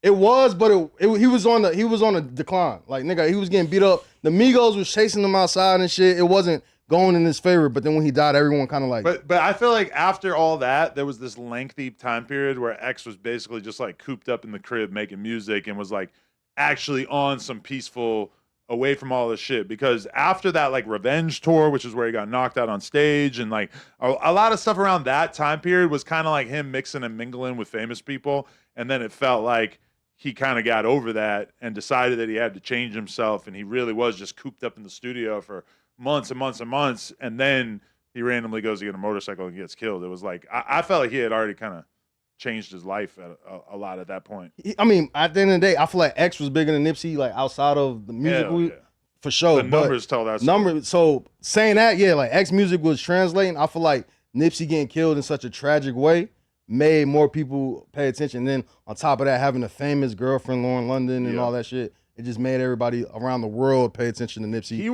wasn't paying attention. He already. was growing so much at the time that he got killed. You know, like he was That's another fucking. thing. He was on the cover of fucking GQ or Vogue or whatever it was with her. shit. Like he had the Puma GQ deal. sit down with her. Yeah, like he was at a moment where it really seemed like his career was just like it had been steadily growing, but it was like by far at its apex And at it the time wasn't that he just died. on the West Coast, bro. It was everywhere. Like he said, he was selling out shows in Dallas. Him and Thug had that song. He was definitely doing a lot of stuff in New York with Diddy and with Jay. Like he had a reach, bro. People try to downplay what he was doing, and I speak about it from like what we saw in the city. Nipsey and YG from like 2013 to 2017, bro. They had the streets on lock. That shit was crazy. And he just said a legend is someone who makes an impact. He made an impact to us and other niggas around the USA. Nipsey was a legend before he passed, bro. He was standing for some the proud to pay shit. Come on, they wasn't bro. playing Nipsey everywhere, bro. I feel like YG, 100%. YG was bigger than Nipsey, like during that time. Yeah, like musically and shit. Like way bigger records. He had the 50 Cent co-sign and shit back in the day. I think 50 hopped on his records and shit. So we knew about like outside of LA, we knew about YG, but we for sure knew about Nipsey too. But like I feel like him passing away in the way he did definitely made more people just tap in more. And then you got Lauren London. I'm not arguing that. But I'm not taking away, like, I for sure knew who Nipsey was. Like, nigga, he was in New York hanging around Meat Mill and Slowbucks and shit early on. So, like, I used to see him a lot. Like, people knew if you pay attention to the game, but the cult following is what we're talking about. But let's just be real, like, bro, a lot of it has to do with what your, like, preferred subculture is. Because to me, Lil Peep was a legend, but Lil Peep wasn't probably as impactful as Nipsey, I would say. You know, but from like a SoundCloud rap, underground rap, downtown LA, underground rap scene, Lil Peep for sure is a legend. And there's a lot of kids out there that's how they feel. Also, I think Wack was basically saying he's not a legendary rapper. Legend over there in the Crenshaw area, yeah. You know from an LA rapper's perspective, it's pretty hard to argue if you ask me. I'm about to hit these donations real quick. Shout out to Retanya Pearson and Jasmine Bostick for becoming members. Those both sound like women, so shout out to the like 8% of women who watch our videos. King Jaffe Jover sent $5. Said y'all will do anything to hand Kendrick an L.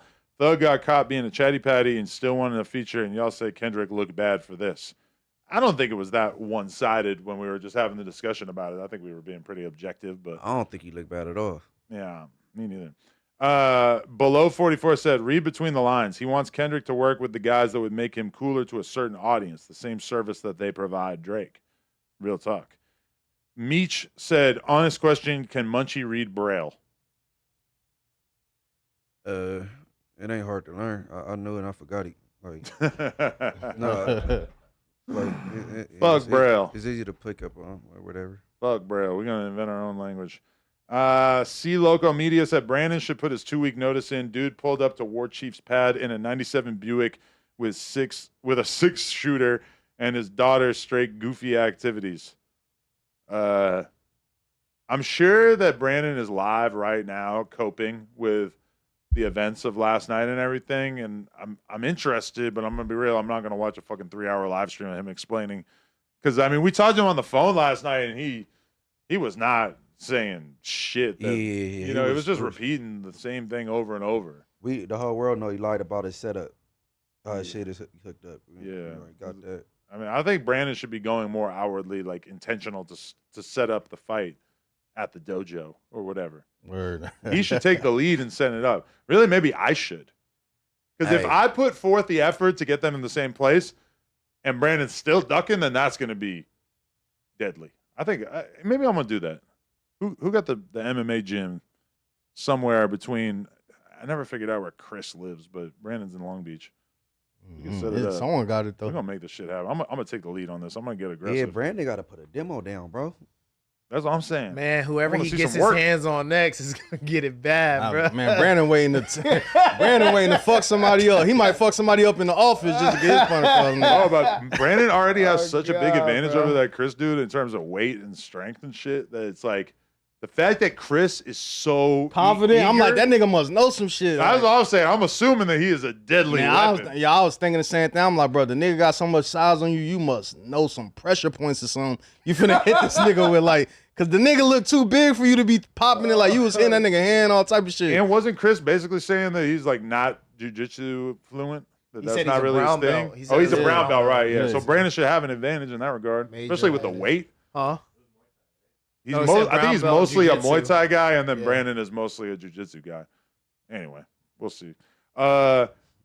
Eastside Trey said, Munchie say he joined Dime Clog Damus in Inglewood C4 IFG, copying the 6-0s. They say, right. he's saying you were from a hood before Inglewood? And it's called Dime Block or whatever that eventually became Inglewood Families. But I don't know what they talking about copying the 60s. This nigga crazy.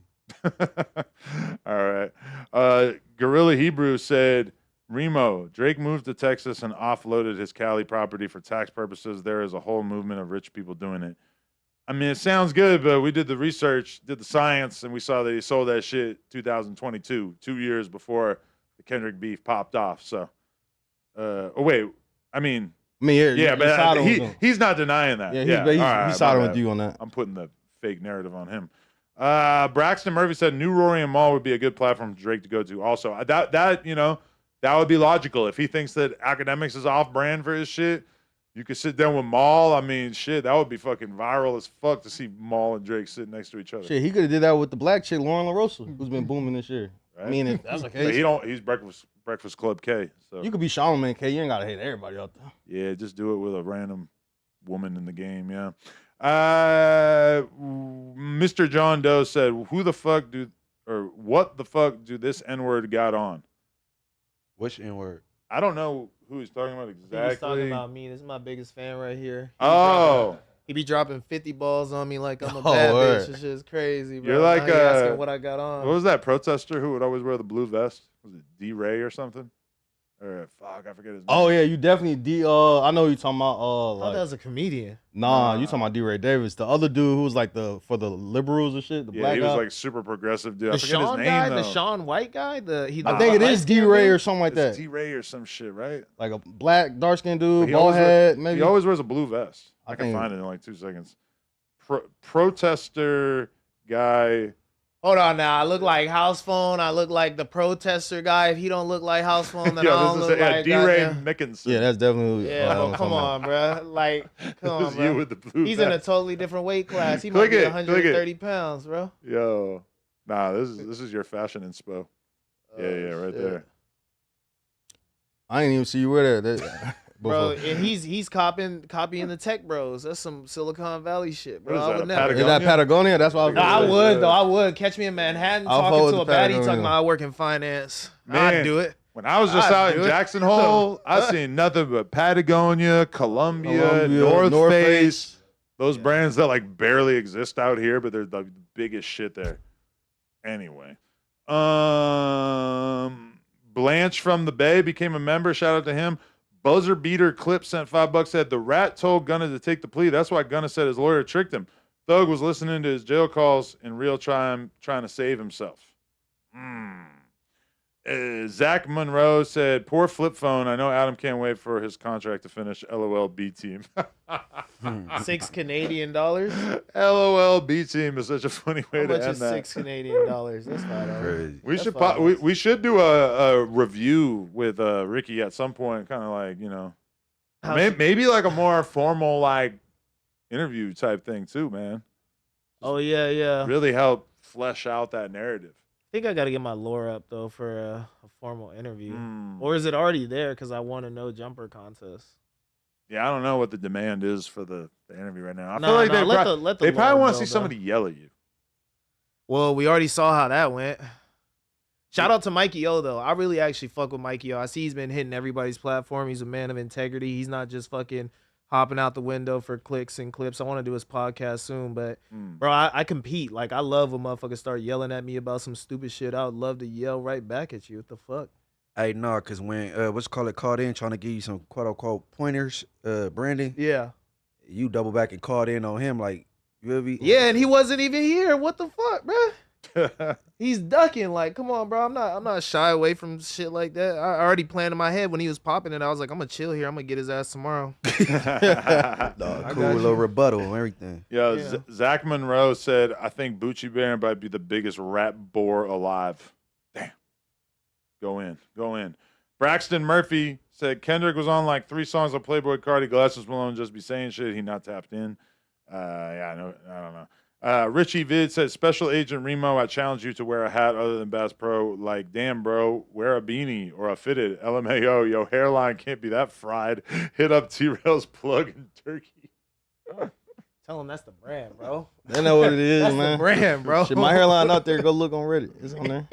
Yo, next time I do a solo stream, I'll react to T-Rail and Steck going to Turkey to get a hair transplant. Did they really together? Yeah, there's a vlog of that. Oh, word. I've never seen it. That's what the people want from me. They want me to react to shit like that. Damn, so they was cool like that back. Yeah, I guess. Oh, they're besties. Yeah. Damn. That's crazy. Hey, I mean, shit, I wonder if Smack's back. Probably got to wait a few more days for that. Wait, he did a whole ass interview, right? I thought Smack it's did super official Real now. Tune TV. I didn't see it. I don't know. I saw a clip saying that he's selling his chain Selling and his everything is chain. over. Give your chain bag, just like your vest. I wonder what Smack would do podcast wise. Start his own platform, or you think he like join Drinks with Jinx or something? Man, they fit me back together. I don't believe that shit. You don't believe it? Yeah. I don't buy it. I asked somebody close to it, and they told me that it's cat. So. Oh, so for that, real? there's a fit immunity mode? They said that There's a fit immunity mode? Because they be saying there's a no jumper mode, so now we find out. I'm not going to say. Oh, word? I'm not going to say. Word. I'm not going to say. Keep that close to my chest. Dosage, my Dougie said, Adam, how many more wins I got to rack up before I get my interview? You done had a boatload of motherfuckers on who can't fuck with me in no shape, form, or fashion. I mean, this is my first time hearing of you right at this moment, so I have to call that into question, my friend. I'm sorry. But, hey, next music listening stream, Dosage, my Dougie. I mean, I might suggest that you need to work on the name, but pull up. Homeboy sent $10, said, Adam will speak with conviction and be dead wrong. Kendrick and Drake's feud has been a thing for a decade. Okay. I'm just saying it was not a mainstream, consistent conversation. There's a reason why when What's the Dirt came out and did a video about their beef, it got like 2 million views. And there was not really a video before that that broke that down in the same way. So it's like the same way like when we talk about Diddy and I say like that people weren't really talking about Diddy being a pervert before his case. I mean, it's true. And then people will be like, nah, people knew. It's like, okay, some people knew for sure. I'd heard a little bit about Diddy being a weirdo, but it wasn't like a big mainstream conversation. You had never really seen it discussed in much depth on a platform like The Breakfast Club or Vlad or No Jumper. Maybe it had been mentioned a little bit, but it wasn't like a mainstream That thing. was mentioned him being kind of fruity. For sure, I heard a little bits here and there, but it just wasn't. There wasn't evidence that was being brought to the table, and it wasn't really like a mainstream conversation until that shit came out. And I'm saying the same thing about the Drake and Kendrick thing. he Was had there fat as speculation about them uncomfortable. not liking each other? For sure. Was it like cemented? Was it well known hip hop lore? I would say no. I feel like we knew that they didn't like each other. I feel like him dissing and having the hit record behind it made it where we care even more. It was like, a Cold War. We kind of, it was. Damn, I was gonna say silent war. It was Yeah. a cold war for a really long time. Yeah, but niggas was disappointed, niggas was listening to the sneak disses though. Yeah. Good show. And then Damesy and Naya became members. Shout out to them. And then Philly Paul Walker said, it's funny watching Adam watch Lush get fucked up looking like he wants him to calm down, but don't say it. We should start a no jumper race team. Do I watch Lush get fucked up looking like he wants him to calm down, but don't? I tell Lush all the time that he should stop getting fucked up. Yeah, no, for sure. Or at least chill, you know? Like, he overdoes it for sure. I don't think I've been very shy about that. Also, the big buzz balls are at every liquor store. Just seeing them. You don't have to go to Vegas to get big. Yeah, it's not like I'm supplying him with buzz balls. It's like this is very much his own thing. And it's like, if anything, I feel like I see more comments that basically like get on my ass saying that I sound like an elitist because I talk down about Lush for being a drug addict. Which I mean, I feel like it's fair to call your homies out on their shit, right? Yeah, you supposed to, you know, yeah, you know, saying don't be no yes man and shit. Just watch somebody crash themselves. It just depends how you do it. Like if you having that conversation with that nigga off camera and then it happened on camera, then yeah. But if you only doing it on camera, then I could see why a nigga be salty. But like in the group chat, you done definitely told the nigga about himself. So I mean, Lush is just consistently pretty fucked up, whereas like Munchie will just show up like 1 out of 7 times, just loaded as fuck. Be like a special pod. It's just like, I'm coming turned up today type Yeah, shit. and then you just realize like, oh shit, we thought this was gonna be a regular pod. Nope, Yeah. it's a drunk Munchie pod. Nah, Munchie been going up, bro. That last one was crazy. Shout out my boy Jeremy Romance. He said my new album coming out November 14th. New first single this Friday. Shout out to you, Jeremy. Anyway, that was a nice little 3 hours. Feel pretty good about that. Shout out to everybody who watched this. Hey, I think Yeah, he was talking about the Blue Buzz balls that's only in Vegas. Oh, maybe. Oh, Yeah. I thought he said the big ones though, because yeah. I feel like I almost only see Lush with the green ones. Why I've does he only do been seeing that? the green ones too, though. Because Right? It's Like, 4K now that I track. see him with I don't think buzz balls more. I think see he them want out that in the sweet wild. shit. All them other ones are sweet. Wait, it's not sweet? The green one ain't as like, you know what I'm saying? Give you more like some alcohol type feel. The other shit's like sweet. You know what I'm saying? I don't like that sweet shit. Richie Vid said, Agent Remo, are you talking about that pic of your hairline in the Reddit with the Beijing spray on? Just take the hat off, gang. I'm not even familiar Damn, with this bro, picture. Richie Is Biggs it? is your top up like Shout Mr. out to John Richie. Doe Hey, is my send a- top up. Who's send a yours, 20. Ricky? I feel like your hairline's not fucked up, is it? That Nah, BMX it's dude. I just let people believe what they want. The BMX dude. Yeah, the dude that he be on me. 1803, yeah. Who? You said Yo. BMX? Yeah, the dude that's the everybody got that person that be in the chat that be on him. The BMX dude be on me. I'm ready to watch a Just Clips video about Remo's hairline. I feel like that's a solid 8,000 views right there, man. Hey, where's our you boy? could get Chipotle Who's for Just lunch Clips? if you make that video. You don't know that? That's new? That's the new fan channel that I was kinda so been holding it surprised down. when you asked me about that video he did of me. I was like, Adam ain't gonna see this shit. It got like 13K. Is It that was like the dude first cracking question, off you with were you? like, No, yeah, but that so, was Big Chet Small World. Yeah, that's a different. I Oh, that was a seen different. that guy. That was a different guy. The new one is Just Clips. He's been very consistent. I hate to big up a random channel. I don't know why I'm doing Very it, but, consistent, fuck it. fucking riding our nutsack. I seen he made a Very video consistent saying nobody in rider. No Drummer respects me. I didn't watch that one. I choose to only watch the stuff that seems like it'll agree with my worldview. Hey, you think Brandon and Varway dudes they got on the phone after they left? Bro, that shit was Oh, that's crazy. That's an underrated moment in history. They were friends for 10 years, and that shit just exploded on camera. It's not like the biggest numbers or the most viral, but that was some of the realest human emotion that I seen on camera. Like, that shit was nuts. No, for real. Their whole friendship just came crumbling down in the middle of the podcast. Yeah. That shit was OD. Richie Vid said, even Adam want you to take the hat off, officer. This dude is crazy. I'm okay with anybody protecting their hairline. All right. Shout out to everybody who watched this. Shout out to Ricky, Remo, the mayor, Munchie B, and Josh Munch. behind the boards. We Shout outta out to here, we outta everybody. here. Go watch something. I interviewed my hair transplant doctor with famous porn star Kieran Lee, and that is actually out. It came out 11 minutes ago. So everybody go watch that. That's some good content right there. Appreciate y'all. Much love. Like the video. Make sure you like the video. We got 4,000 people watching.